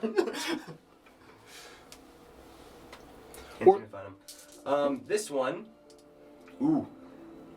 This one, you open the door and you see 2 awake gang members. Okay. Seem to be having a conversation sitting on opposite sides of the room. One is dressed in flesh shaper garb. Cool. What are they talking about? You sort of enter mid-conversation, and then I said to her, "What are you... What?" Is it the flesh shaper? That was the flesh shaper. Sorry, didn't mean to interrupt. Do you have a moment? Can't you see we're in a meeting? My apologies. It's just very urgent information. It's about our safety. Give me a persuasion check. Okay. Come on. Oh, Jesus. Magic sticky. 10. It can wait. Understood. Close the door on your way out. Next right door. All right, next right door. Open it up. It contains... coming into this room, there are 2 people sleeping in this room, one above the other. Either a flesh shaper? Neither are a flesh shaper. Okay, I'm gonna get closer into the room. Okay. I'm Open the door, come into the room. But I'm not going to close it as to make a sound, but close it till it's like, so that no one can see in. Mm-hmm. I'm not going to like, I'm going to tiptoe across the room, and I want to try to look at each of their faces. Okay, give me a stealth check. Okay. Just in case. Natural 20. All right, so Nice. quite sneaky. You're able to come up to the first one that is on the top. Their face is pretty well flush with where your head is. They are a human woman, about shoulder-length brown hair. Okay.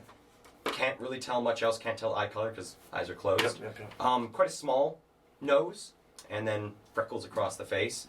The other one, however, is rolled with their face towards the wall, and so as you peer over, you're unable to get a good look at their face. And is this human woman looks significantly different to the human woman I am? Yes. Okay. What are my features exactly? Your features. This one is not a human woman. This is a high elven woman. Oh, that's You were right. disguised as. I'm an elf. That's right. Okay, cool. That's awesome. No, learning her face, I leave, Okay. and then I'll try another left door. the next one in between. The next left or the next right? There's one more right door. There's one more left and one more right. Let's do the right one. All right. This one, you open this door, and there is 2 awake gang members. One is sitting on one of the top beds, looks to be reading a book. The other one seems to be messing with a small contraption that they're seeming to be studying. Both are dressed as flesh shapers. I open the door and say, and I kind of like look like I noticed something. What you fucking with? What are you fucking with? Apparently you. me bad. Important information about the happenings in the street. Flesh shaper, sir. So what he's calling himself, the patchwork pilferer. He's killing patchwork. Give me a persuasion roll. It's a 14. Sort of looks at the other one above him. It's a dumb name, isn't it? I didn't make it up. So? Well, I figure we should probably address it. Not much you can do to us. One guy.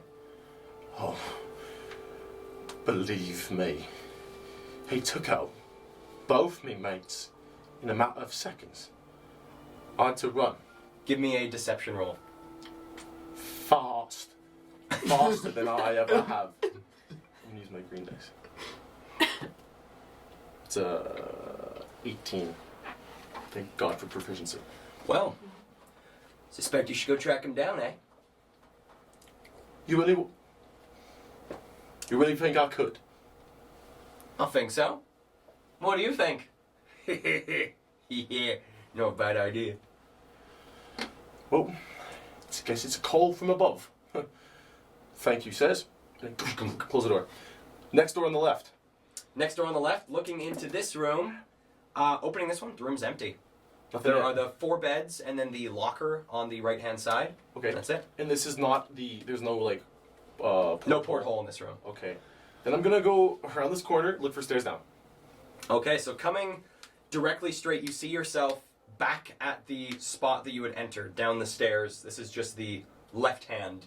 So I don't see a way down. So you don't see a way down. You see to your right, you see that the hallway goes to your right and then goes deeper into the boat. Oh shit. Okay. And on the left-hand side, it's a similar thing. Goes deeper into the boat. I guess I gotta go deeper. Okay. So, which way do you go? Left or right? Let's take right. Okay. So sticking right, you come around and find yourself making your way down quite a long hallway. This one's about 80 feet long. Okay. And making your way down, there is one door to your left, and then further down at the very end of the hall, there's another door to your left. And my way to the left, is that to the outside of the boat? Left is to the deep inside of the boat. Okay, I'll take now, this. immediately to your right, you can see through the couple portholes, is directly outside of the boat. Okay, I'm gonna look outside. I'm gonna look outside the porthole. I'm just gonna put my hand on the glass, and I'm gonna cast Mage Hand through the window. And it's just gonna go down and wiggle. I'm gonna wiggle my fingers, and then pull it back in. Okay. Wait for a moment. All right. And I'll take it off. I don't see anything up here. No. Okay. Then I'm gonna move into the first room on the left. Coming into this first room, Scanning every room. you open up this first door and you find yourself in a small storage room. Looking about, there are burlap sacks set around the circumference, as well as large barrels. Okay. How long does it feel like he's been in there for?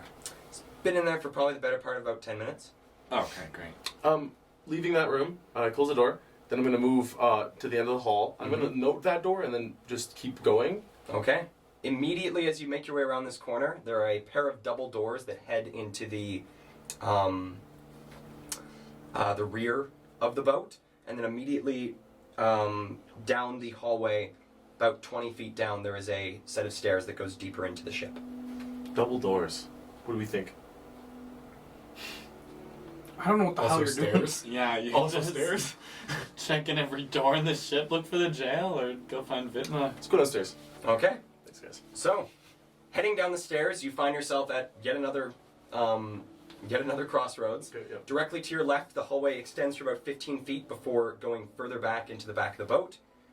To your right, the hallway extends a short ways before hitting a door that goes deep in on the right-hand side. And then on the left-hand side, there is a hallway that opens up to another set of double doors. I'm gonna go to the other set of double doors, All right. and I'm going to knock twice, All right. So you knock twice. and then put my hands behind my back and wait. All right. And there's a short moment of quiet before you hear sort of this.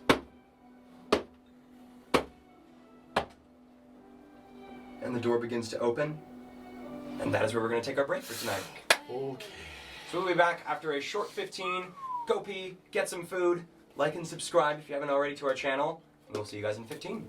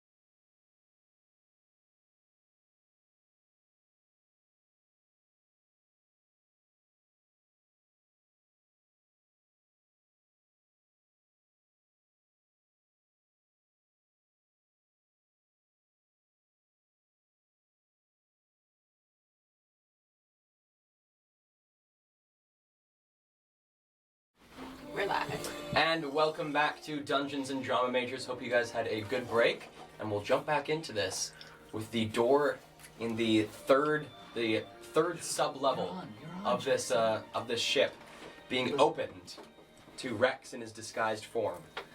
So Rex, as this door opens, you see a large hand sort of curl around the door itself and pull it open, and you find yourself face to face with one of the brutes of the gang, and they sort of hold it open and turn around. Master, it's one of the small ones. And you hear from inside a voice that doesn't quite fit in with the rest of the crowd say, "Well, invite him in. Have something to add to the conversation." And as the brute sort of backs out of the way, you see the room sort of greater open up in front of you. Greater room. Okay. You see a pair of couches and a couple small tables sort of circling a fire that is built into the far end of this room, a small crackling fire.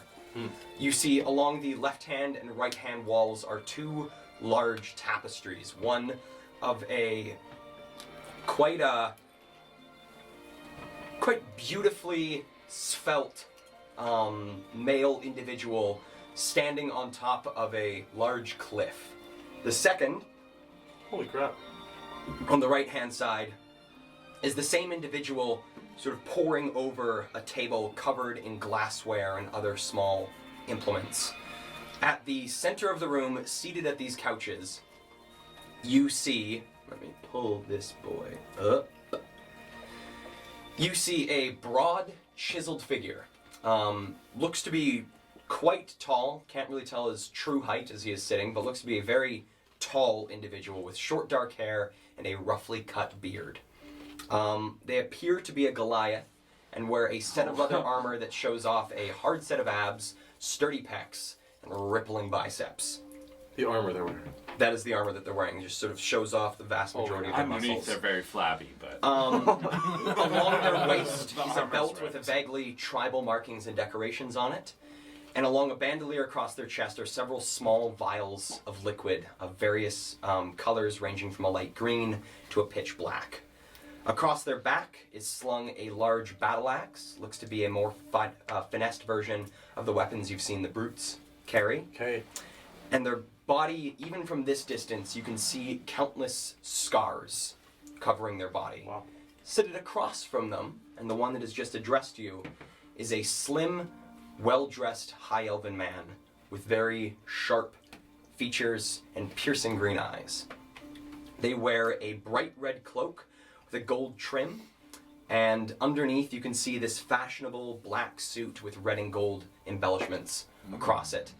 On his fingers that are sort of spread on the sides of this couch, you can see a plethora of rings. And behind the more svelte man sitting at the couch is a flesh shaper standing behind him. And the one that has just addressed you says, "Well, come in, miss. And We're I'm just having a conversation with your employer." I look to who my employer might be. Looking over, you see the The man. Goliath gentleman. He looks over. "Oi! What are you doing down here? Having a meeting. Thought I told everybody." With my hands behind my back, I just survey the room very briefly for portholes. Give me a perception check with disadvantage. Okay. 4 and 4. Looking around, no portholes. Okay. I swear it's important. And I swear it's brief, unless you want to talk with me more about it, what exactly happened. And you hear behind you the door shkunk, and the large brutes sort of step up behind you. Thank you, old boy. And I go into a low whisper, and I'm going to take a good several steps forward frantically, so that I'm close to them. And as I do, I'll take my hands up from behind my back and place them together like this and say, as you know, my shift, I'm late. Sorry, I'll pay for it, whatever it takes. If you want to cut my doses that you've been giving me of stitch, it's fine. I can do with that. Let's start scratching my arm. But what I encountered in the streets was nothing less of a demon on land. I know that people say that there isn't them around here, and Black Dock is fine, it's safe, the Blackguard keep it safe. But I doubt the Blackguard are going to do a thing about a murderer who's hunting specifically Patchwork. Killed both me boys. Give me a deception or persuasion check. Of course it's deception. Oh. Oh. 12. You just 12, moved alright. the glass. So you see who you can only suspect to be Vikma. Look over. Man killing Patchwork. You're right, me boys are invincible. And across from him, the High Elven man. Well, Vikma, looks like your outfit is failing. You have a fortnight, Vikma. And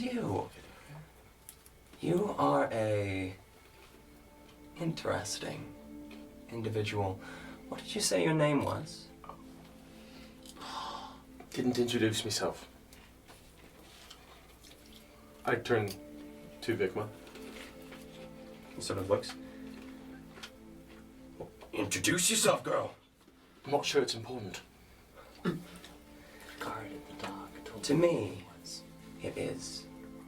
Did the guard at the dock say Yeah, that? he said you're late. He said your name. Maybe you remember it. Did he? You can roll to remember. He said you're late, Clarice, or whatever. But you have. Did he? Did he say it? He Yeah, did say. He did Clarice. say your name. I but- did not even listen.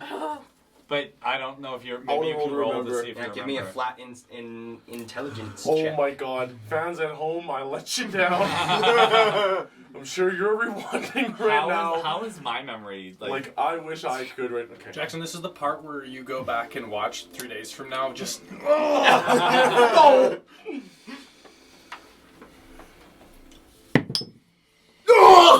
Oh no! Natural 1. Have no idea. Oh my god. Oh no! Oh no! Oh no! Names are odd, aren't they? Oh fuck! Sit.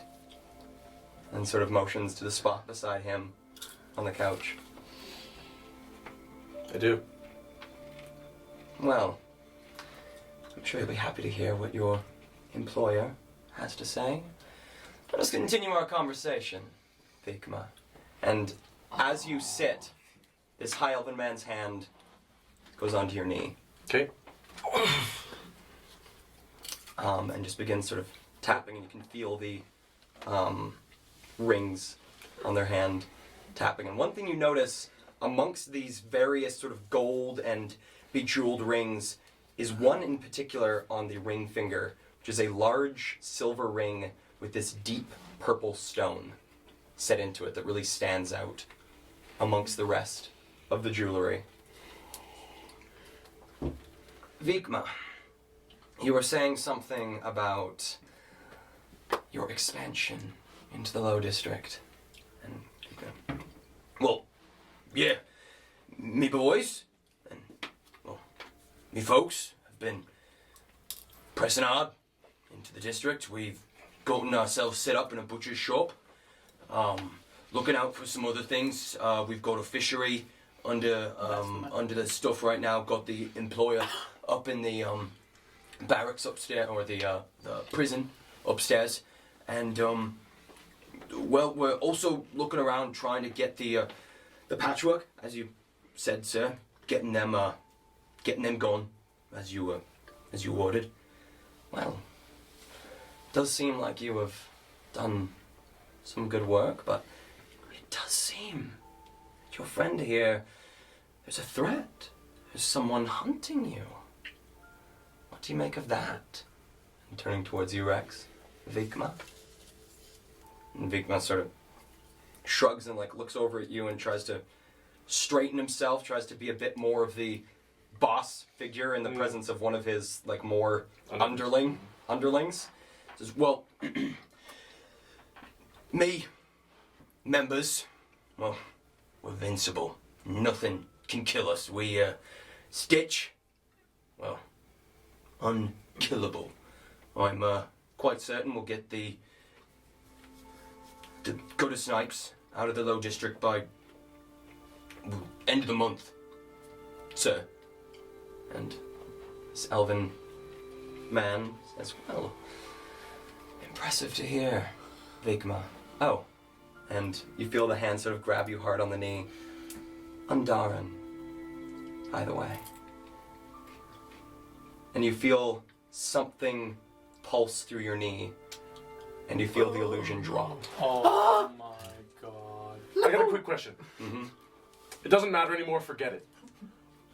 And Vikma immediately sort of jumps back. You see the flesh shaper behind him go, and Undarin's hand still on your knee. Well, what did you hope to find here, my friend? Wait a moment. I believe I've heard of you. No. Yes. The Black Dragonborn of the Mid-District. You hold quite some sway with your customers. It's been a bit difficult getting them to take our goods. People like you around. Come to suss out the competition, cut off its head, perhaps. Looking at Vikma, and Vikma sort of reaches towards this battle axe. Oh, no. I believe it's his turn to speak. Undarin, you said. Yes. Rex. Oh my god! Murgolax. Extend my hand. Holds it. And you start to see their hand start to like twitch and shift. And as you're shaking, their whole body disappears. And then you feel hot breath on your ear behind you. So, Rex, and glancing behind you, he's now behind you. What have you come here in search of? And then he's sitting in front of you again. Well, Undarin, Vikma. My reputation apparently precedes me. Vikma is just like big, huge frown on his face, not happy. Like hand is now like let go a bit from this battle axe, but is like just angered. As I'm sure I can tell, you know of my business. You know what I do. And I've been bestowed a gift. You're able to become invincible. Yeah. I seek such power.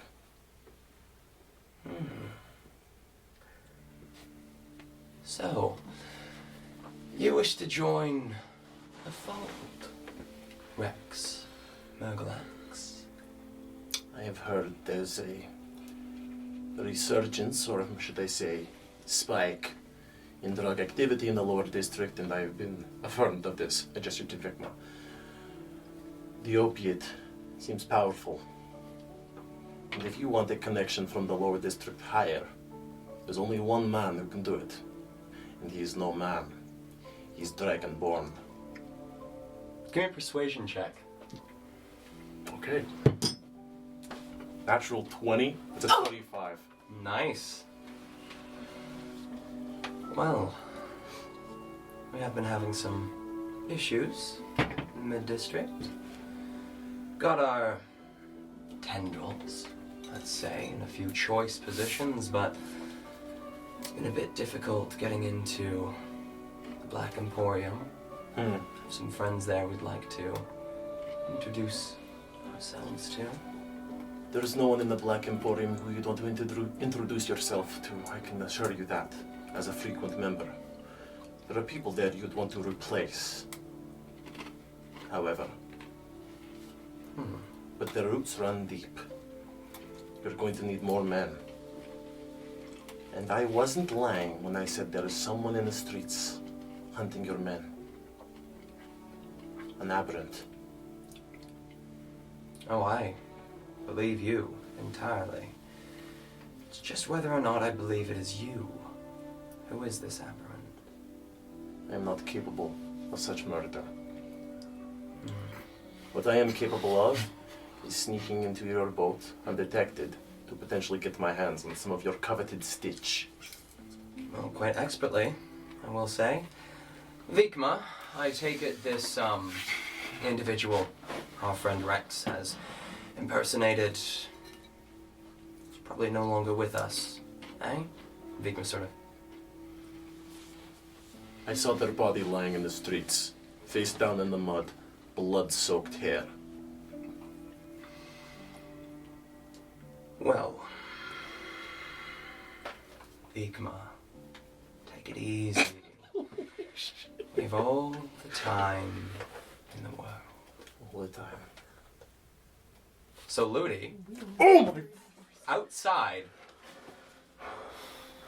10 minutes, fades to 20, fades to half an hour, fades to 45 minutes. No sign of Rex. I hesitate to say that I am not concerned yet. Okay. I had it in my head that if it was more than an hour, I'd start to worry, and if it was more than an hour and a half, I would act. So I'm not worried yet, honestly. Okay. I'm bored. I'm very bored. So Ludi's sitting there. Picked every cuticle, every piece of skin off my fingernail. I've run my finger through every strand of hair. All right. I've Well. readjusted my tucked-in shirt into my medium-wash denim mom jeans. Denim Karen Every jeans. booger eaten. No, I don't do that. I've thought about every past lover I have. Just kidding. Left on a boat. to So die. meanwhile, in the more or less. I played a game of chess in my brain against myself. There you go. Did Did you win? One of me did. So meanwhile, over the almost 2 hours it has been since their departure, Isla and Abby, is there anything you guys would like to have done during this time? Hey, Isla. Man, do you still have that med kit on you? Yeah, why? Got one.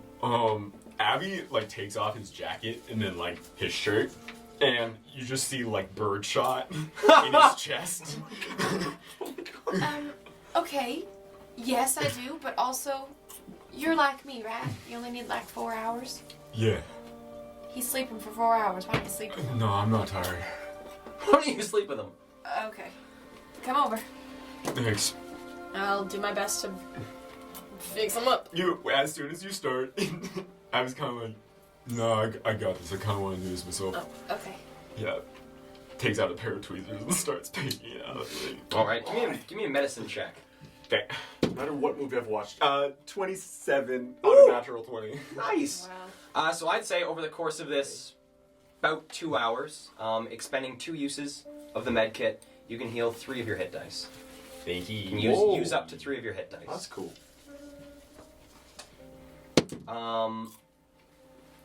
Jumping back, while Abby is preparing himself, Isla's sitting there watching the sleeping Jade. No, I'm Maybe- gonna go out and play. You're gonna go out and play?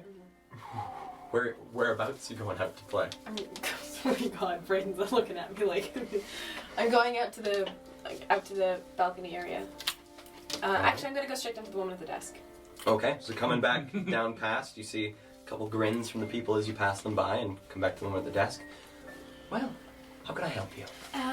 You mentioned that we could invite someone to play with us, or like to talk to. Mm-hmm. Indeed. How much? Well, any one of our friends, let's say a gold. Okay. Sure. How many would you like to accompany you? Just one. It's fine. All right. Any preference? No. All right. Oh wait. Oh, what was his name? It was so cool. Flame. Is he here? And looking up, you see in a slightly different position than before, you see the red tiefling. So it gives you a wave as you say their name. All right. And Okay. Flame to accompany you? Sure. Wonderful. That'll be 1 gold. Flame will be your friend for an hour. If you'd like more time with Flame, it is unfortunately another gold. Okay, an hour's okay. All right, I don't have much time anyway. have fun. Flame! And Flame sort of comes to the top of the stairs and extends his hand down Okay. towards you. I bring him straight back to our room. Okay. So bringing Flame back to the room, door opens to the sight of a passed out halfling on the bed. Abby stitching up wounds, sitting on the bed, and Flame sort of comes in, following you, and sort of sees the sight, and We've had an eventful day. I can see. So, what would you like to talk about? Here. I grab some of the parchment and paints and stuff. And I plunk myself down on the floor. And I ask him, you want to sit? Flame sort of looks at you, confused, and well, Abby kind of sits and chuckles and he's like, Flame, man, she literally wants to talk and draw with you. Get the other ideas out of your head, bud. and he Flame takes another sits one down out. and then assumes a bit of a position and sort of holds it while you sit there with the paper. Oh, you want me? Okay. Oh, that is what I thought you sure. meant. I'll draw you first, then you draw me. Oh. I like to paint with my fingers. All right. Okay. And Flame sort of assumes a position. So, okay, you have to tell me. Is Flame your real name? It's forward. Looks at Abby on the bed and sleeping from with Jade. Really? That's so cool. I didn't get to pick my name.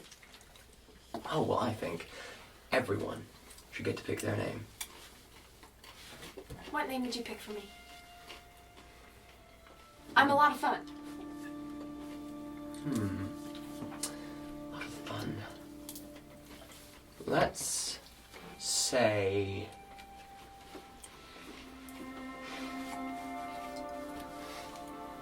Rose. Or Rose Petal. Rose petal. Okay. Abby, Yeah, you remember that? rose petal? Yeah. Yeah, Thank you. got you. Abby's eating his scabs. He's stitching his wounds. You just ate Not popcorn and it was picking funny. You're going to think that. Whoa! Alright. We'd love to come back at some point. Okay, so popping back to our friend Rex. Sitting in this room, conversation has continued regarding your influence and connections in the Middle District. And Undaran turns to you and says, well, Rex, did you really come here to speak with us? Did your other designs when you snuck upon this boat? It's not every day that one decides to infiltrate the headquarters of another gang. Well, if I must be honest, I thought this was the door to the laboratory. Unfortunate. Well, Vigma don't have much of a lab here. Got them spread about the districts. I would ask where, but I know you wouldn't tell. Smart man.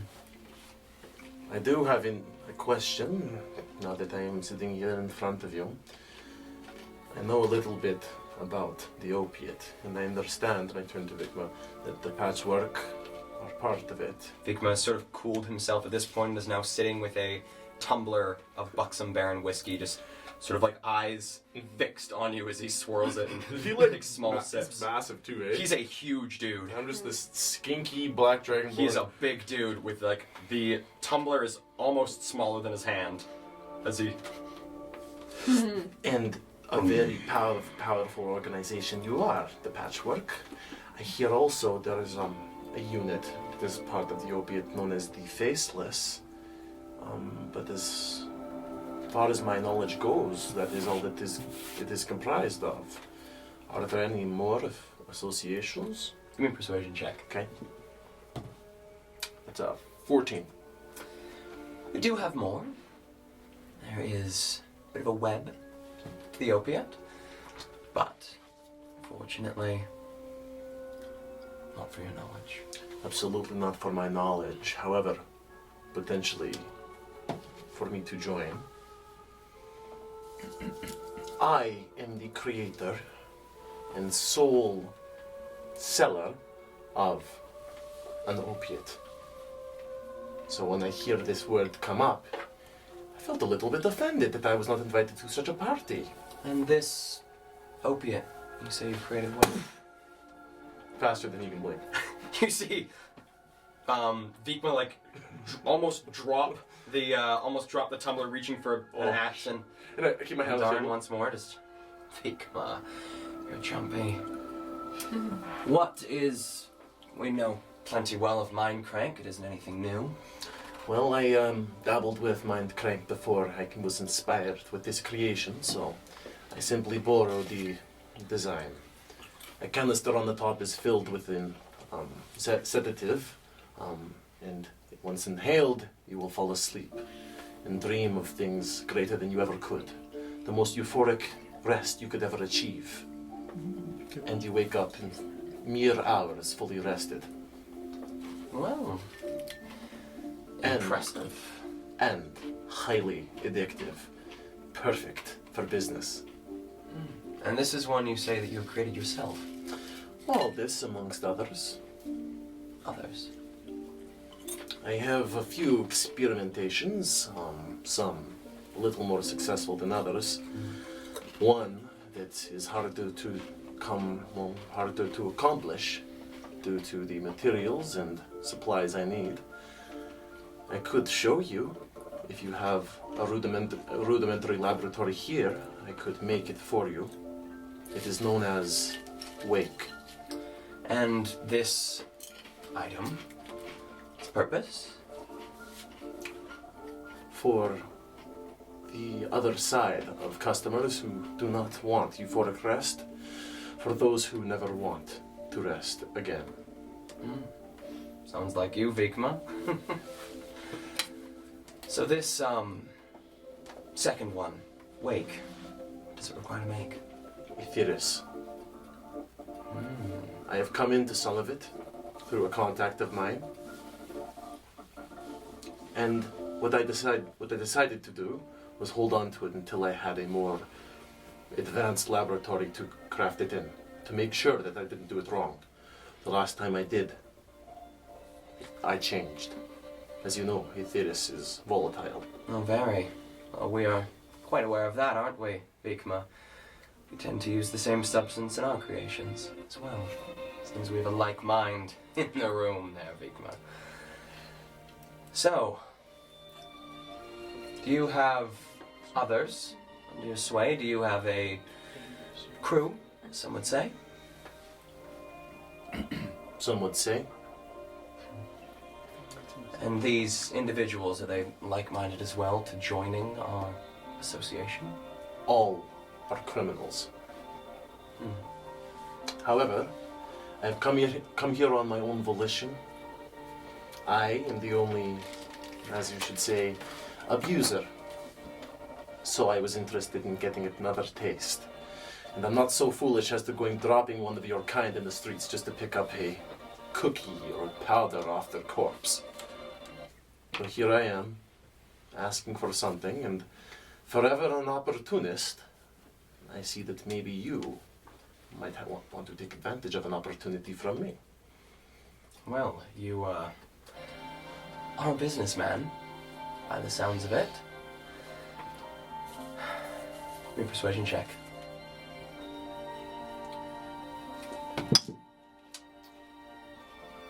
Eight.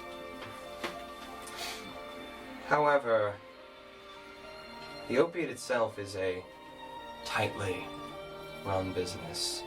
Those under my sway are, well, say we have long-standing relationships. Eh, Vigma? Vigma swallows this. Aye, that we do. It does take us some time to trust those who are new to our organization. Let me tell you, this conversation has been wonderful. Learning about your drugs, about what you create, and your desire to sneak in here and have a conversation, at the least, does put me in the mind of giving you a chance. There is a certain individual you're on the hunt for. They, well, have been thorn in our side for a number of weeks now. Smuggler known as Ezen Lag. You heard of this name? It's funny you should say. A thorn in my side as well.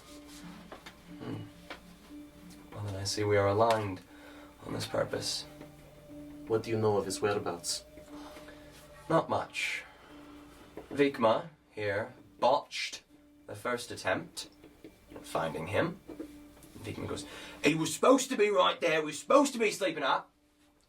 Vikma, that temper of you gets you in trouble. Vikma botched the first attempt to find Ezen. Since then, it has been a wild goose chase, hunting down the rogue. Recently, Vikma has redeemed himself, in a way, capturing someone that we suspect has ties to him. The Dark Elf. I see you know. I know the Dark Elf personally. Give me a deception check. 14. I see. Well, this dark elf, we have her held here. Would love to see you pull some information from her. Well, it seems to me that you could be a sightless eye in the room. Unfortunately for myself, this was to be just a short meeting with Vigma, though I am glad to have spent it with you as well. I have other matters to attend to amidst the opiate. However, I am sure our great Vigma, Broken Brow himself, would be happy to watch you, well, interrogate this woman. Vigma,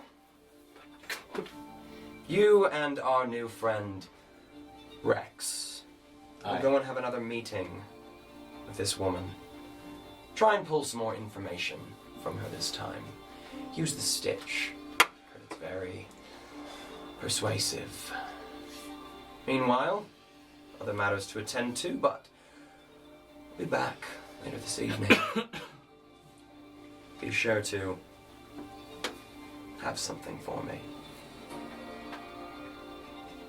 You can count on me. If you- Well, with that, enjoy the rest of your night, gentlemen, or should I say, madame. I wash back from one elf to another. Impressive trick. Others in the gang would be interested to see it done. Well, good night, gentlemen. And Andarin walks over to the far left corner of the room, which leads to a hallway, heads down it about 15 feet, giving a slight bow. He leaves the room, enters a doored room on the far end of this hallway, closes the door behind him, and you see a flash of white light run to the door. Okay. And Vikma, sort of staring at you, glances up at his two guards in the room. Well, not pleased with how you entered my abode, but I suppose we have some business. Much business. Indeed. Well, I have my own issues to attend to down here. Avrock and the flesh shipper behind him. See our friend to the prisoner. What's that? And Follow Havrock. the flesh shaker. I thought Havrock was a big dude. It's not Havrock, Avarok. Havrock. Okay. Similar names. Okay. Avarach. Havrock. Okay. This is not a brute. This is a flesh shaper. This is a flesh shaper. Okay. I'll follow them. And they nod. As you will, sir. Right this way. I do stop at the doorway as I'm following them out. Follow for a moment, then just stop and turn and say, I must say to you, Vikma, I am shaking in my boots. I think I may have shit myself. In other words, your power is immense. And I understand that. And I'm sure I've approached you on the wrong foot. But hopefully, in time, you'll come to understand my use as an asset, much like your pal, Undara does. Give me a persuasion or performance check. Persuasion. 18. Fikma sort of looking down at his whiskey. Well, in time. I nod and follow See. the flesh shaper. All right. And the door is closed behind you again by this brute. You are led up the stairs you just came down from, led around the corner, the opposing side that you had entered before, Yeah. passing by one closed door on this side. Avarach completely And um we're offline. um We are on my phone. completely silent as he leads you around the corner and back up to the opposite set of stairs, leading you up to the first floor, and then taking a pathway that you did not take, Okay. leads you around a hallway across a number of portholes that you can now see over onto the wharf itself, this side facing the wharf. Can I see Ludi? Give me a perception check. Okay. 11. 11, peering out, unable to spot Ludi. Okay, keep going. But he leads you to a door that he creaks open, and you hear from inside, "Oh, yep, oh, yeah." What intrigues you there, Mister, Sir, Sire, Man? Well, us and our new compatriot, A compatriot. That is very kind of you to say. Rex They were treating me like a fish in the temple. Maglax, has been sent here by the master to see to some interrogation. Oh, yeah. Which one of the prisoners? The drow. And coming into this room, you see. Let me scroll back up to this one. The jailer in this room, who appears to have just woken up from a bit of a nap, is sitting in the sort of side corner of the room, immediately to the right of the door. However, immediately around the corner to your left, you see a row of cages that have been set up, each with a lock on them, and 3 of them with people in them. You see a drow woman sitting in one of these with what looks to be this large set of iron shackles around her wrists. Okay. You see a human man, same kind of shackles, and a copper dragonborn, again, same shackles, sort of amongst these different cells through the room. Okay. And they're like within earshot of us right now? Within earshot of you, yes. Okay. There's 3 of them. 3 of them. Human, And Drow, and Copper Dragonborn. at the center of the room itself, you see a large table with a number of different sort of binding spots on it, where it looks like people are tied down and then tortured. Okay. And the jailer sort of stands out and goes, "Right, go get the drow for you. She's been pretty quiet lately." And heads over to her cell and, reaching for a ring of keys on his hip, pulls them out, unlocks the cell and pulls it open. "Aye! Sweetums! Got some visitors. The drow woman just sits, head hung. Hey! Talking to you! Get up! Come over! Got a bit more of poking and prodding to do. You get torture. Yeah.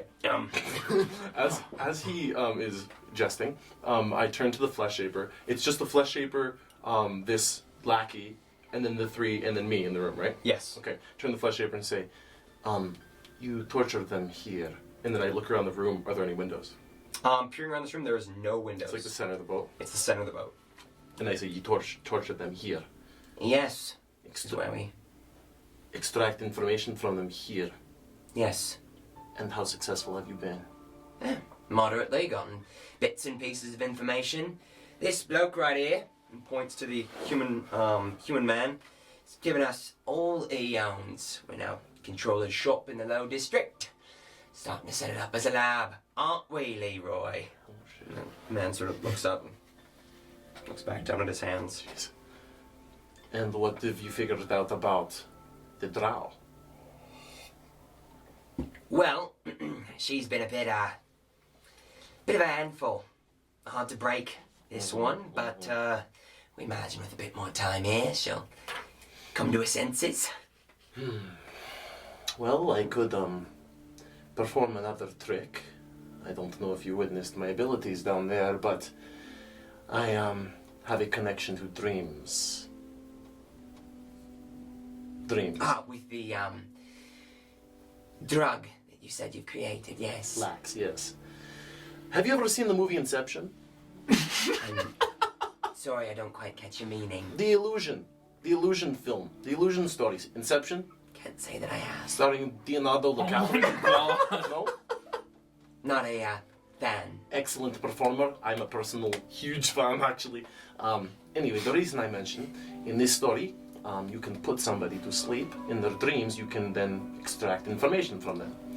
I have such an ability. So you'd bring her out, give her the lax, Yes. was it? And then torture her? Pokey sticks? No, the thing in the movies, they actually don't do anything nefarious to the people at all. And they awake as if nothing has ever happened to them. I don't quite see how this is interrogation. I extract information from them without them even realizing. And I say this while this like whole hubbub is going on, and then I say, is that her coming now? Give me a persuasion check. Okay, persuasion! Okay, 17. 17? Might be useful to try something different. Never hurts. Well, and you see she is brought over, sort of the jailer holding on to the shackles between her wrists. She is brought over, and she is a slender, light purple-skinned drow woman. As she sort of looks up at you, the blood from various other days and times of torturing sort of caking her face in places, but she looks up at you with these piercing silver eyes, and her long dark hair is just messily splayed over her forehead and shoulders. Her body is covered in cuts and bruises, and she wears only ragged underclothes. And you see along her right arm is a long tattoo that runs the length of the right arm in the image of a snake coiling its way from shoulder to wrist. So, I'm gonna strap her down to the table, and then we get the pokey sticks. No. No strapping required. Then I pull out a canister of lax and say, this will put her to sleep. she sort of looks up at you, confused. And I mean sedated. I look down at her and say, actually, I'm going to come over to her. She's standing right now. Mm-hmm. I'm going to come, then I'm going to squat low, Slavically, and then look up into her eyes and say, you've run far. You've come a long way, haven't you? Just to be locked back up in the cell, where you belong. And she is going to... She lashes out at you with the bound wrists, missing heavily. She gets a 7 to hit. I just So lean back. missing wide, and then as the weight of the shackle sort of brings her over to the right-hand side, the jailer lands a solid punch to her jaw, and you hear this slight pop as the impact hits. I stand up and She's a fickle one. I stand up and say, "How long has it been since you got a crack like that? Do you want another soon?" She looks up, blood dripping from her lip. Tell me your name. Speak, sweetie. Just looks up at you. What's her name? Well, interrogation's been a bit, let's say unforthcoming. She refuses to tell us much. Has she spoken anything recently? No? Goes very quiet. No.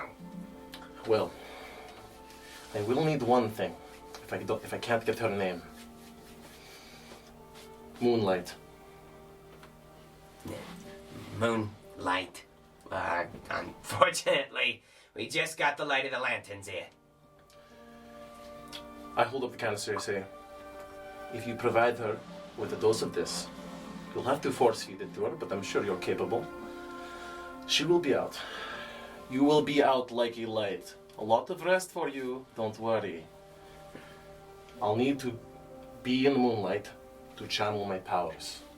Give me a persuasion check. Oh my god. Can I lie, though? I'd say you're persuading him. Persuading him this is what you need to do. He doesn't think you're lying. I really want that +3. He just doesn't know if this is necessarily Okay, it's a 17. 17.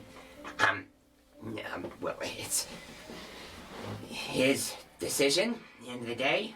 And Avarach sort of looks up at you. Well, don't like it, but yeah, get those. And the Jailer sort of looks and goes, and runs over into the corner of the room and brings back another set of these large iron shackles. Put them around her ankles, just for safety. This one's a kicker. And with a bit of struggling, begins to latch these around one ankle and another ankle. Give me a history check. Okay, Very history quickly. check. Oh, okay, +1 is gonna be a 7. All right, looking at these shackles, you swear you've seen something of their like somewhere.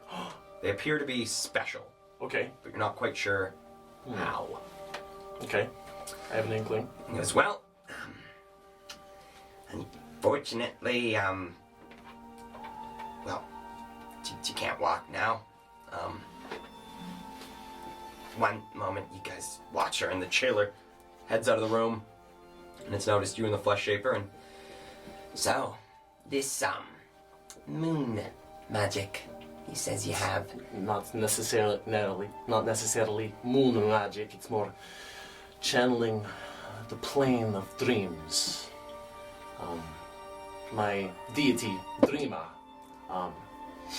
would Heard of her, yes. Thank you. Appreciate that. You're a reader, aren't you? Bits and pieces, here and there. I can tell by the glasses.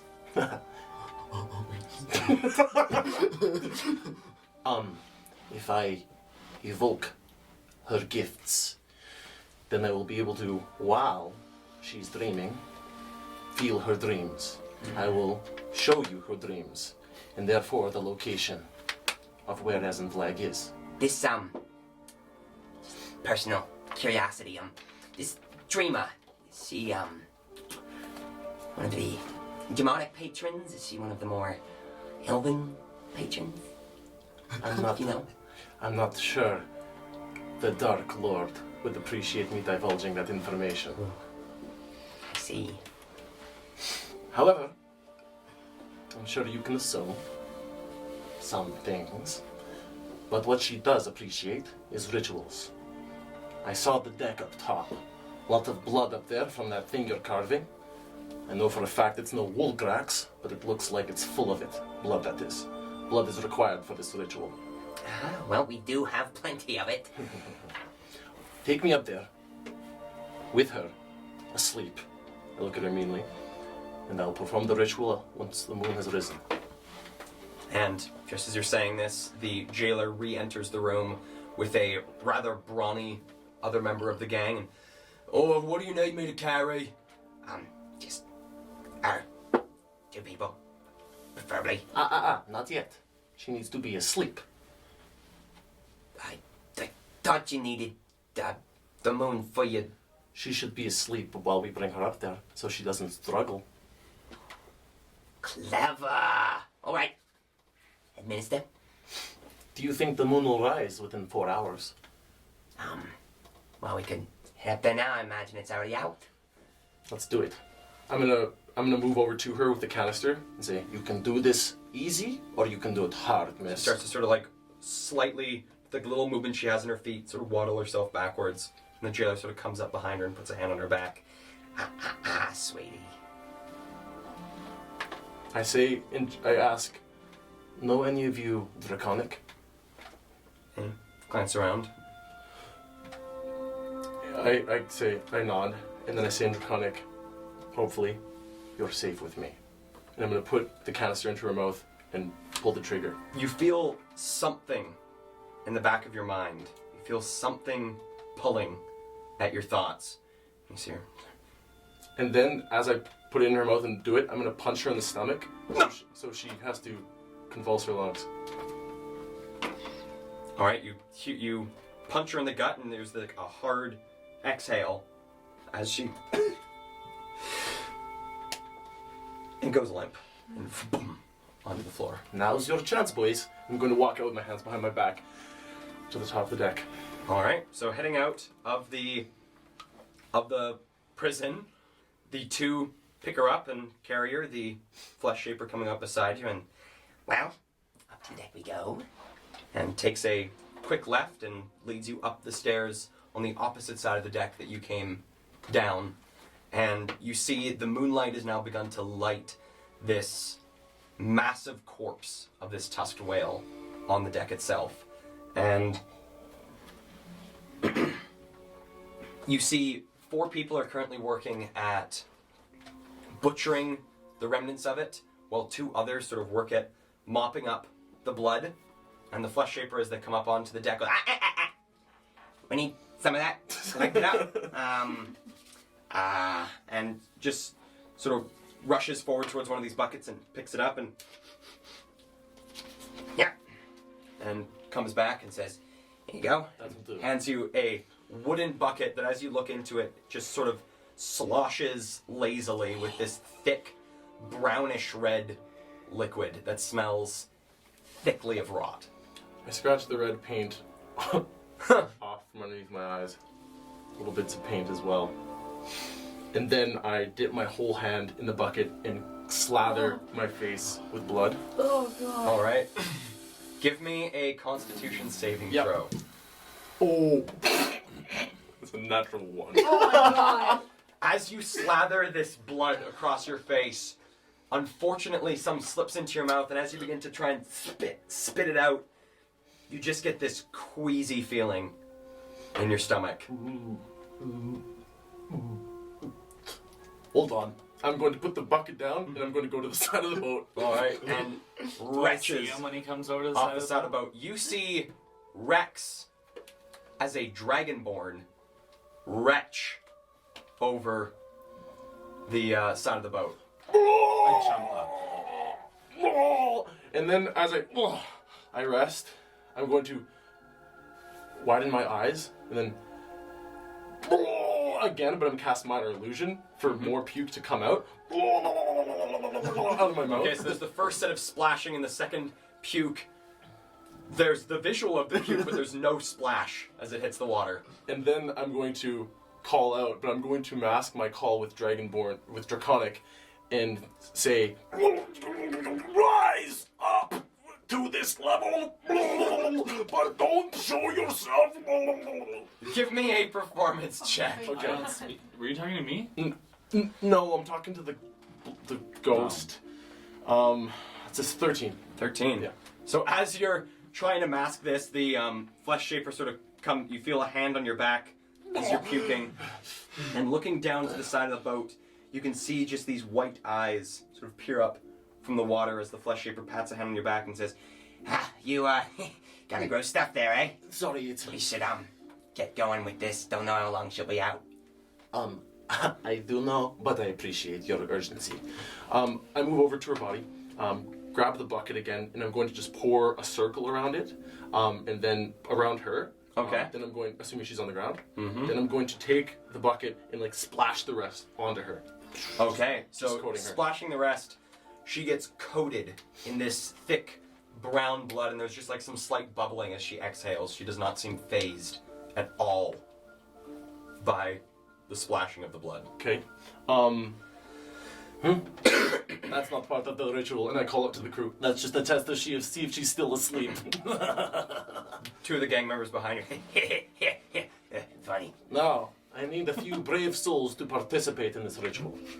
The workers currently working on chopping up the corpse sort of look over and then quickly make it look like they are very busy. And the two gang I members hear? that have helped bring up, Can I hear any of this? can't hear any of it. So all I saw was Rex puke over the side, summon his. You see familiar- this like shadow sort of reach itself out of the water from pretty well the impact point of Rex's vomit. And then. And then you just saw him disappear back over onto the boat. Okay. Did you see the flesh shaper? You did see a figure come up behind him and put a hand on his back. Did it appear to be friendly? Give me an insight check. –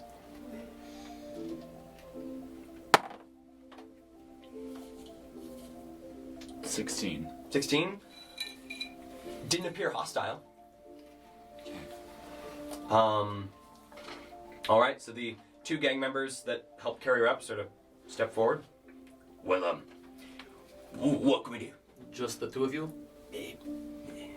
Yeah. Avarok, what about you?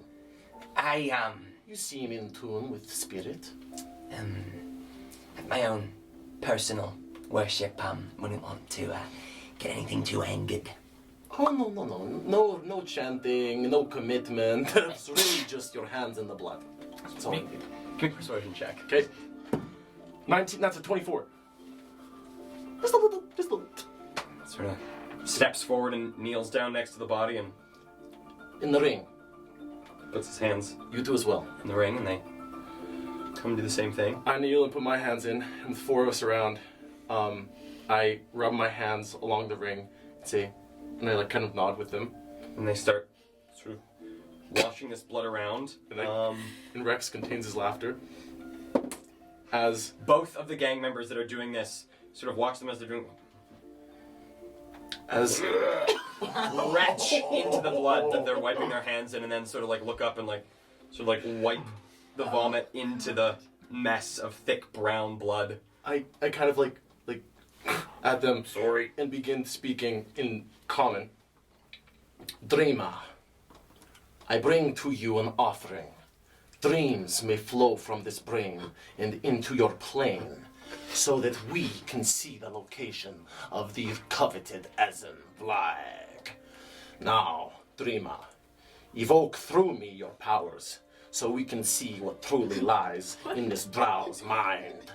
And then I'm going to cast Hypnotic Pattern in a 30-foot cube on anybody who I can, but for sure these four people. Wow. So a 30-foot cube centered on on yourself. Essentially on me. Okay. So 30-foot cube. Each creature does wisdom saving throw. So the ones that you can get is the ones within 30 feet are this flesh shaper, the two gang members that are currently with you there. Doesn't really count, but the drow woman because she's unconscious. Yeah. And then two of the people working on the. Okay. They're not currently looking, but they would be affected And as by the spell. what it looks like is I put my hands in the blood, and as I'm swirling it around, I clap and then boom, basically like LeBron my hands into the air with like the chalk dust he would have, but it's just a spray of blood, and this blood just starts like weaving into these like psychedelic patterns, and the red turns into a pink, into a purple, into a light green, into a blue, and it's just like whizzing around, and for a quick flash, like that. So you're the save that they've got to meet? DC 16. Okay, so that's a 14 on the flesh shaper.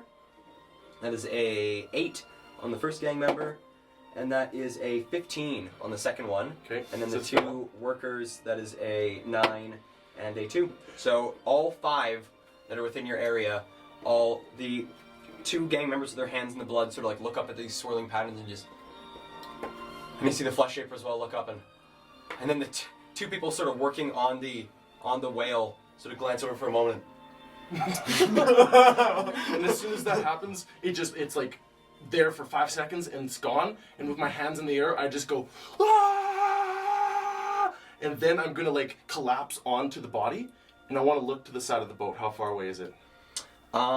Give him. Actually, no. You just see this. Looking over towards the side of the boat. With this call out, you now have the attention of the 2 brutes on either end of the boat, and the and 4 of the other people working on this corpse, as well as the 2 people that you saw at the gangplank when you came on to the ship itself. The edge of the ship is about 15 feet away from you. Okay. With collapse in the boat, I'm going to call out in Draconic. Okay. Come to me underneath the floor of this deck. Arise beneath me where I am. Do I see the colorful lights of this? There are no colorful lights in this one. He just does a blast of all the blood zipping through the air. You don't see it, not from the angle that you're at, and with your lack of dark vision, nothing you can really see. Okay. Did you hear me scream? You do hear Rex scream from the boat. Is there a guard at the bottom of the gangplank still? There's 2 at the top. There's 2 at the top. Okay. Once I feel the ghost start to move up from like below me, like I'm sure I can't sense where it is, but like as soon as I feel it moving up, You sort of see these black hands that sort of come up and hover through where your hands are. As soon as I see that, holding on to the drow, I cast Thunder Step and boom, off the side of the boat. Okay, so Dropping into the water. Are you going the whole 90 feet? Understand? I'll go 90 feet away.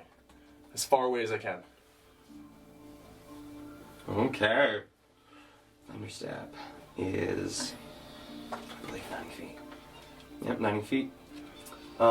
So, holding this, looking off to the side of the boat, and casting Thunderstep, there is an echoing crack of thunder, Ludi, from this, from the boat.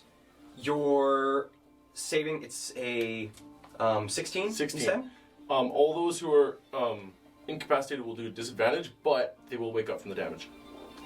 Oh, they make it with disadvantage? They make saves with disadvantage? Oh, it's con. I don't know if it'll be disadvantage. It's con.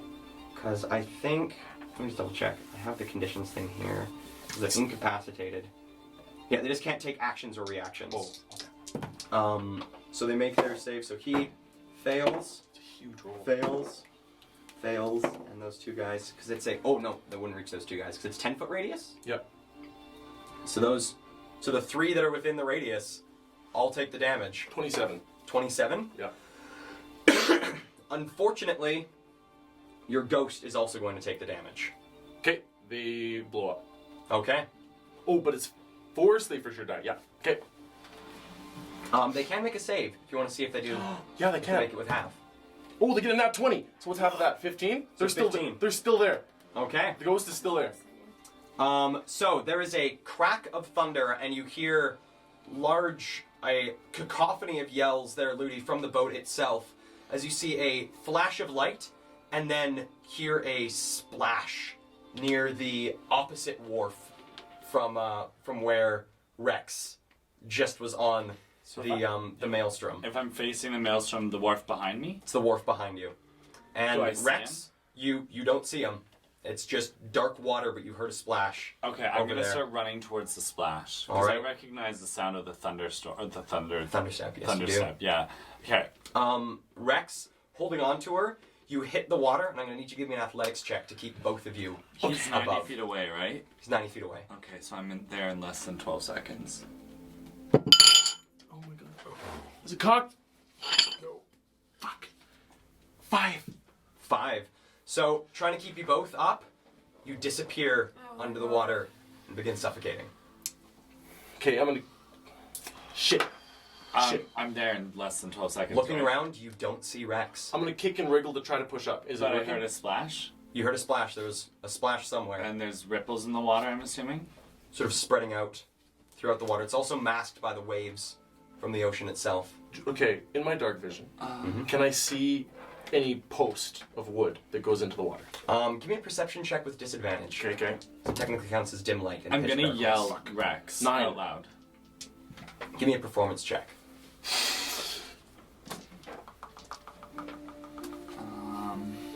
Fuck, where is it? Yeah. I just want to yell it at the top of my voice, like, Okay. I don't know how that works if I rolled a 2. If I'm, so I can't yell. No, you yell, just it doesn't pierce the water, so Rex doesn't hear it. You hear commotion on the ship, Ludi, and glancing over towards the ship in the dim light that is cast by the lanterns, you see people begin to run towards the dock where they heard the yell. And Rex, you see underneath the water, about 15 feet ahead of you, is a post. Okay, I'm gonna try to kick and wriggle towards that post. All right, give me an athletics check. Come on, Pelican! 18! 18. As you push and wriggle yourself, you're able to make it there using your full movement for that bit to get to the post, holding on to the drow woman as you heave yourself just above the water. And I'll heave her too, and I'm just gonna cling with all my might so that we can just stay right there and not move an inch. Okay. Ludi, Nice. you see Rex pop up just above the water below the dock, so he's about, I'd say, 4 or 5 feet down below from where you're standing, Okay. holding on to one of these posts. And you can see coming around are 3 gang members sort of looping around How far away are they? the end. They're probably about 60 feet away. Rex. I'm gonna run up to the post. I'm gonna bring my hand down and try to help him out of the water. Okay? Oh, are they coming towards Ludi? They're coming towards Lodi. Oh, do they see me? They don't see you. Okay, I'm gonna get helped up. Yeah. Alright, so give me a athletics check with disadvantage. Because you're helping out both Rex and the drow woman he's Can holding I on be to. lucky What if- to make it regular, What if or what if instead I how does hand that work? Can I use luck with this or no? And you roll, and then you just get to re-roll. Yeah, so you'd roll with disadvantage, and then you roll with lucky, and you can choose either what you got with disadvantage or the lucky roll. Oh, okay. But you Wait don't a need second, to wait a second. declare luck right away, right? You can see what it is first. Can I just say I want to hand, instead of hand myself up, can I just hand Ludi the drow first? Yes, you can. So I just want to, I hold up this woman. Okay. 12 or 5. So that'd be a 5. Okay, I'm gonna. A 5 athletics, you said? Yes. So that'd be a 4. Alright. Or, this is my lucky one. Nat 20. Alright. But So reaching minus down, 1. Nat 20 minus you 1. haul up the unconscious body of the drow woman, and you hear more shouting as people are getting closer to the dock. Okay, I reach down and I give Rex an arm. I'm gonna hop up. Oh, he's Alright. okay. So you are able to pull yourself up onto the dock, and with the unconscious body of the drow woman, you see the 3 people just round the end of the wharf. Can you thunder jump again? I'm tapped. Oh my god. This is a fight. No. I am going. Are one of them flesh shapers? One of these 3? You can't see them super well. You see 3 shapes. Okay, I am going to. How far away are they? They are about 40 feet away from you guys. I'm gonna charge them. Oh my god. Okay, with this body, with the... No. Dropping her? Yeah, I'm gonna drop her and well. Yeah, no, I'm just gonna charge him. I guess. As soon as he drops the body, I'm going to... I don't want to start a fight without the rest of the party. Well, maybe I can just pick her up and carry her through. I can't carry. That's dumb. I can't. I think I have to fight them, right? What if we... No. I don't. I got nothing. Yep. I think there's more coming. Mhm. I don't think you're just gonna fight the ones that are at you right now. And we still have a whole nother hour before Do we they- even think to come to Do they this. clearly see us? They clearly are coming towards you. They clearly heard Ludi when Ludi screamed. Oh shit. Okay. Okay, I'm gonna pick up the girl and I'm gonna try and charge through them. No, Rex, you pick her up. Okay, I'm gonna Pick her up. Let's go. I'm And they're now within 20 feet. Oh my god. I'm Grab her. I Let's don't go. recognize Go. you. Hold on. I'm gonna disguise myself as the beggar who I saw earlier, and I'm gonna be holding this woman, and over my shoulder, shrouding her face, and then I'm gonna turn to you, as this beggar and say, "Get away from me!" And I look at you knowingly. Give me a deception check. Okay. Yes. That's a 22. All right, so these 3 gang members come up close, and you recognize them as they get close as 2, both the people that were at the gangplank, and then a third that came from on the ship. 2 of them are wielding what looks like a pair of butcher's cleavers, and the other one is wielding what looks to be a musket. As they come up close and are going to sort of peer at you. I'm gonna yell. I'm gonna say back to him. I was just trying to have a good time. What are you doing, man? You tried to. And one of them sort of glances over and What are you guys doing here? looks over. Give her back. That's Give me ours. back. The one with the shackles on her legs. I look back at Rex.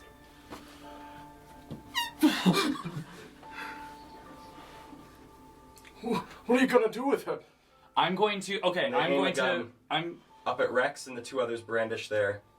I'm going to Blades. run up to the first guy at top speed, and I'm going to attempt to roundhouse kick him into the water. All right, give me an athletics check. Yeah. Use Can it be your thing. acrobatics, Cal? Has to be athletics, because it's a physical. But You're can not- it be a hit? But what about your Like, ability? It's a shove. Shit. Or Two- you like two flurry shove. of No, blows. I'm. To shove, you But he have can to use do his- No, athletics. no, that's blows. not what I'm doing. The I flurry can. of blows. Yeah, that's what I'm doing. Is they like my thing? Where Oh, I can- okay, so first you have to roll to hit them. That's what. Yes, that's Okay, what I want to do. so roll to hit. But you, yeah. You have disadvantage because it is in pitch black right now. I really like I just can I can't just hit any part of their body. Like I don't need to try to aim for a certain area. Like I can't. You're just on a see it. pitch black dock right now. Like You it's got- so dark that I can't see a human body in front of me. Not easily enough. You got a few hits though. Aren't they holding lanterns? Okay. Moonlight They aren't. reflects on the water. But you said that lanterns were The coming. lanterns were on the boat, and he could see the silhouettes There of is like people. moonlight. I gotta be, and like I've been in the dark for hours. Moonlight, technically by D&D 5e rules, is still counted as darkness. But I've been in the dark for hours. I must be able to see them well enough to just land You- one hit on them. You are not a character with dark vision. Fine. Oh. You got this. You got this. You got this. You got so many hits. I believe you still have a point of luck too that you can I use. have one. 10 plus yeah. what? 10 plus what? I don't know if you even need this. 17. 17? You're fine. Yeah. Are you gonna use a luck point? No. All right, 17 hits. Give me damage. Okay. You're fine. We're good. Wait, I don't want to get screwed over. What do I need to do first? Roll damage. I want to do a flurry of blows. Do I have to? I haven't spent a key point yet, so I can't. So this is your. This is my initial But these attack would be like that I action can't attacks, and then Yeah. So you do the first 2, and then it's the next And 2 then- are key point and flurry of blows. do. Okay, So we gotta Okay. get through the first 2. so it's just a d6 plus 4. That's a 6 plus 4 is 10. You might just All knock right. them out. So that is. It's the last hit that matters. It's the Because I last have 2. 2 hits that are just regular ones, and then I have to spend a key point to use flurry of blows. But I don't think I can do that before I land or before I either land or miss the first 2. Yeah, you have to Like, take I the have to attack action attempt. first, unfortunately, before you use flurry of blows. But like you may as well take the like if you do advantage, like you may as well just like So just Rudy's enjoy getting it. all Or his you get attacks. two hits for free. He's doing like boom boom boom Mm-hmm. to get to that. Okay. Okay. Okay. So then, there's 3 guys here, right? There Or are I 3 guess I guys. can't- Okay. So are they in close proximity to each other? Quite close. Okay. My second hit is because I get 2 per attack. Mhm. Is going to be on the guy, the next closest guy to the one that I've just hit, Well, there's one to the left and one to the right. and they're all within the same range. Mhm. I don't care which one, whichever one's closer to Rex then. They're both Okay, I hit one of them. It doesn't matter which. So, or do I have to? How do I pick one? just choose. Okay, Just left or right. left. All right. Okay. 6 Still at plus disadvantage. 7. Oh, okay. Oh yeah. Or 5. Okay. 12. 12. So swinging towards this one, it does not connect. Okay. All right, and now I'm going to use a key point, and back to the first guy. Was he the one who brandished the gun? Or He's the one with the gun. Yes. Okay, and the other two had the. Other ones have a pair of butcher's cleavers. Okay. I still have to roll the hit for this, right? Okay. At disadvantage, so Yes. 15 or 17, so that's 22. All right, that hits. Give me damage. 6 points of damage, and with an open palm, I'm going to strike him right in the chest, and he has to make a strength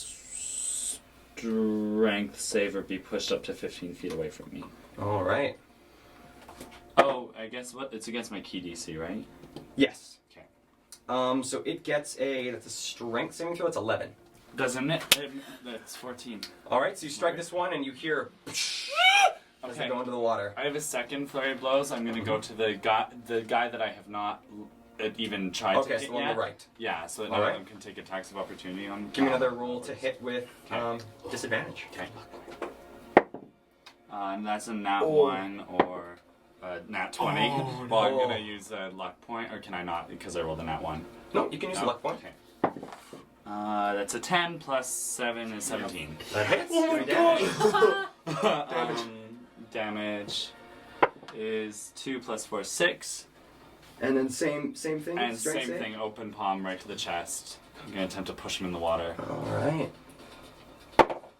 That one gets a natural one to save. On the right, into the water. You're about 10 feet away from the dock itself. That's Braden- 2 people in so, Is there only 2 of them? No, there's a third one. While Ludi has been, as soon as I see him rush, I just want to draw my blunder gun. Okay. Scratch that. Action to conjure a Derringer. I just have Okay. one question. I have this thing that says Stunning Strike. After you hit an opponent, you can spend 1 key, and the target must make a con save. For the middle guy that I hit but didn't attempt to push, can I use a key? The middle guy you did push. Oh yeah, the whatever guy I didn't push into the water. Guy on the Has left. not been hit. You swung at him but missed. Yeah. Oh yes, I missed. And I have to hit, not just swing at him. Okay, cool. So I guess that's my. Oh, except for movement wise, I'm going to. Can I slide around behind? I'm just gonna run behind him. Yeah. And I'm just gonna send it his back so that he's between Rex and I. All right. Yeah. And Rex?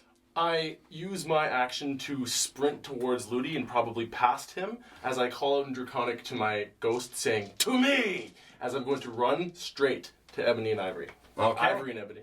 What is do you know the have flight her? speed of the Never mind. 50 feet. 50 feet? All right. Hover. So you hope that it's making its way towards you. Mm-hmm.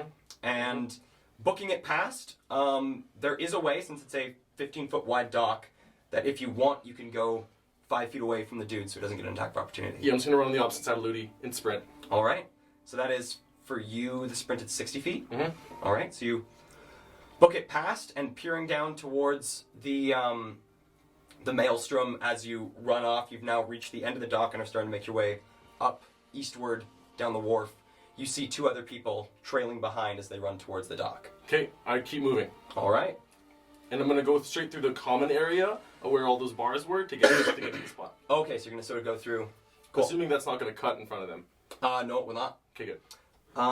We now go to the dude that is there with Ludi. He's just going to take a pair of swings at Ludi. The first one is an 8 to hit, Doesn't hit. and the second one is a 7 to hit. Doesn't hit. So pair of these swings, get back in, and it's unable to make any sort of contact with you. Ludi, it is now your turn. I only use 1 key point on that. Okay, I'm going to strike this guy. All right, can we roll the hit with disadvantage? Okay. It's a 2 or a 5. And I used my last luck point, right? Mm-hmm. Okay, so my first punch misses. I'm gonna go for another one. Oh wait, yes. Yeah, first one misses. Well, yes. It flew out of my hand. Should I re-roll it? Or I'd re-roll it. Okay. 17 or a 2. So they both of them. So I miss both. If you want, you can still use the key point to do flurry of blows. Oh, huh. Yep. Yep. Probably gonna have a nap soon, so why not? I still just roll a hit with disadvantage. Oh my god, 17 or 3. So another. This guy just sort of like sides of a Okay, and then now finally. Oh wait. Yeah, do- one yep, more. you have one more? Finally. Wow, that's wild. Okay, reeling back for a really powerful kick with my heel. All right. Come on, lady. Oh, 3 or 7. Oh my It's god! all of It's them. all 3s and 2s. Yeah. So swinging towards him, he's able to get himself protected from these swings as he ducks and dodges around. What would you like to do? I was so absorbed with what was going on, I have no idea where Rex is. I just want to see where he is. Give me a perception check with disadvantage. 2! 2. my Looking God. around, you have no idea where Rex is. You did see him though run past you down the dock. Oh, You don't know I'm- where he went after that. I'm just but he's gonna- off the dock. Dog, love you. Goodbye. Back up. I'm gonna ditch it for I'm gonna ditch it for. I'm going to run in the opposite direction of the Ebony and Ivory. Of Ebony and Ivory? Ebony, yeah. The direct opposite direction of Ebony and Ivory would be towards the Maelstrom. Sorry, if the Maelstrom's this way, Ebony and Ivory's that way. Yeah, so I'm Ebony and gonna Ivory's take an here, alley that Maelstrom's goes here. Goes that way? Yeah, so I'm gonna Cool. run like yeah. So booking it straight, you start beelining towards an alley. Yeah, and once I get like, never mind. I'm beelining it for an alley. All right. When you come back to me, I'm gonna look for somewhere that I can duck away and climb, but I'd like to catch my breath so I'm not at disadvantage when I do that. So. All right. Let me see here. Cool. All right. So you, Rex, as you begin to make your way eastward down the docks, you hear the shouting and calling behind you begin to fade, as it sounds like they've taken a different route after whomsoever escaped their boat. Okay. I'm gonna keep You running. watch beside you as 2 blackguard positioned against one of these buildings sort of turn towards the commotion and start heading off in that direction, not paying any mind to you carrying a shackled woman. Oh yeah, I want to say with my coat, I want to just it's like part my illusion won't cover it, Mhm. but I want to just cover her feet with my coat.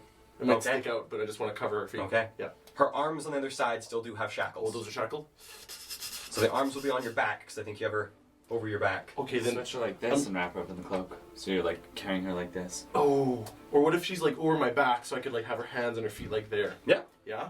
That work? Yeah. Okay. Wrap her like All that. right. I'm just gonna hustle like that. And give me an athletics check just to keep her up. Okay. Boom. 11. All right. So you're holding her and trudging along down the dock. You have a illusion going on that seems to be obscuring your current form of carrying this woman as you make your way down down the street. Give me a stealth check there, Ludi. Okay. At disadvantage or? No, it's a regular. Oh. Are you really gonna use my dice again? He rolled you 2s. That's true. I just don't know. I just can never find my own d20. This is 7 on the die plus 14. 14. So, booking it down this alley, you hear the clamor of these gang members chasing up behind you. And as you dip into the alley and make a quick right, you hear the clamor get louder and then fade They passed me? as you run off in the opposite direction. They did, sorry. I dipped into an alley. Dipped into an alley, then Yeah. dipped into the next one, Yeah. and they continued along. So I see them go past me. Or did I If just- you I just turn heard around, them? you can see them booking it Okay. off deeper into the city. Okay. Pressing my back up against the wall and catching my breath. I run. I'm gonna watch them until they go out of sight ahead Okay. of me. And then I'm gonna follow in the same direction they're going until I can turn left in the direction back towards the Ivory and Ebony. All right. But I'm just watching to make sure that wherever I turn left, they pass that that turn as well. Does that Okay. make sense? That makes sense. Okay, and So- so I'm gonna avoid like running along the wharf or running along the dock Mhm. or like the sidewalk on the, but Like stick like inside 1 the or city. 2 blocks ahead of that inside the city. I'm gonna come up to the Ivory and that place from behind. All right. So as Ludi begins to make his way deeper into the city, heading towards the Ivory and Ebony, with dusk now definitely fallen over the city of Black Dock, with Rex carrying the woman, hidden by his illusion as he makes his way back to the Ivory and Ebony. That is where we are going to end the session for tonight.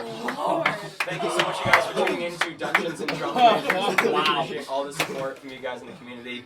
Holy shit. With that, any last-minute announcements besides the quotes from tonight? I shit myself.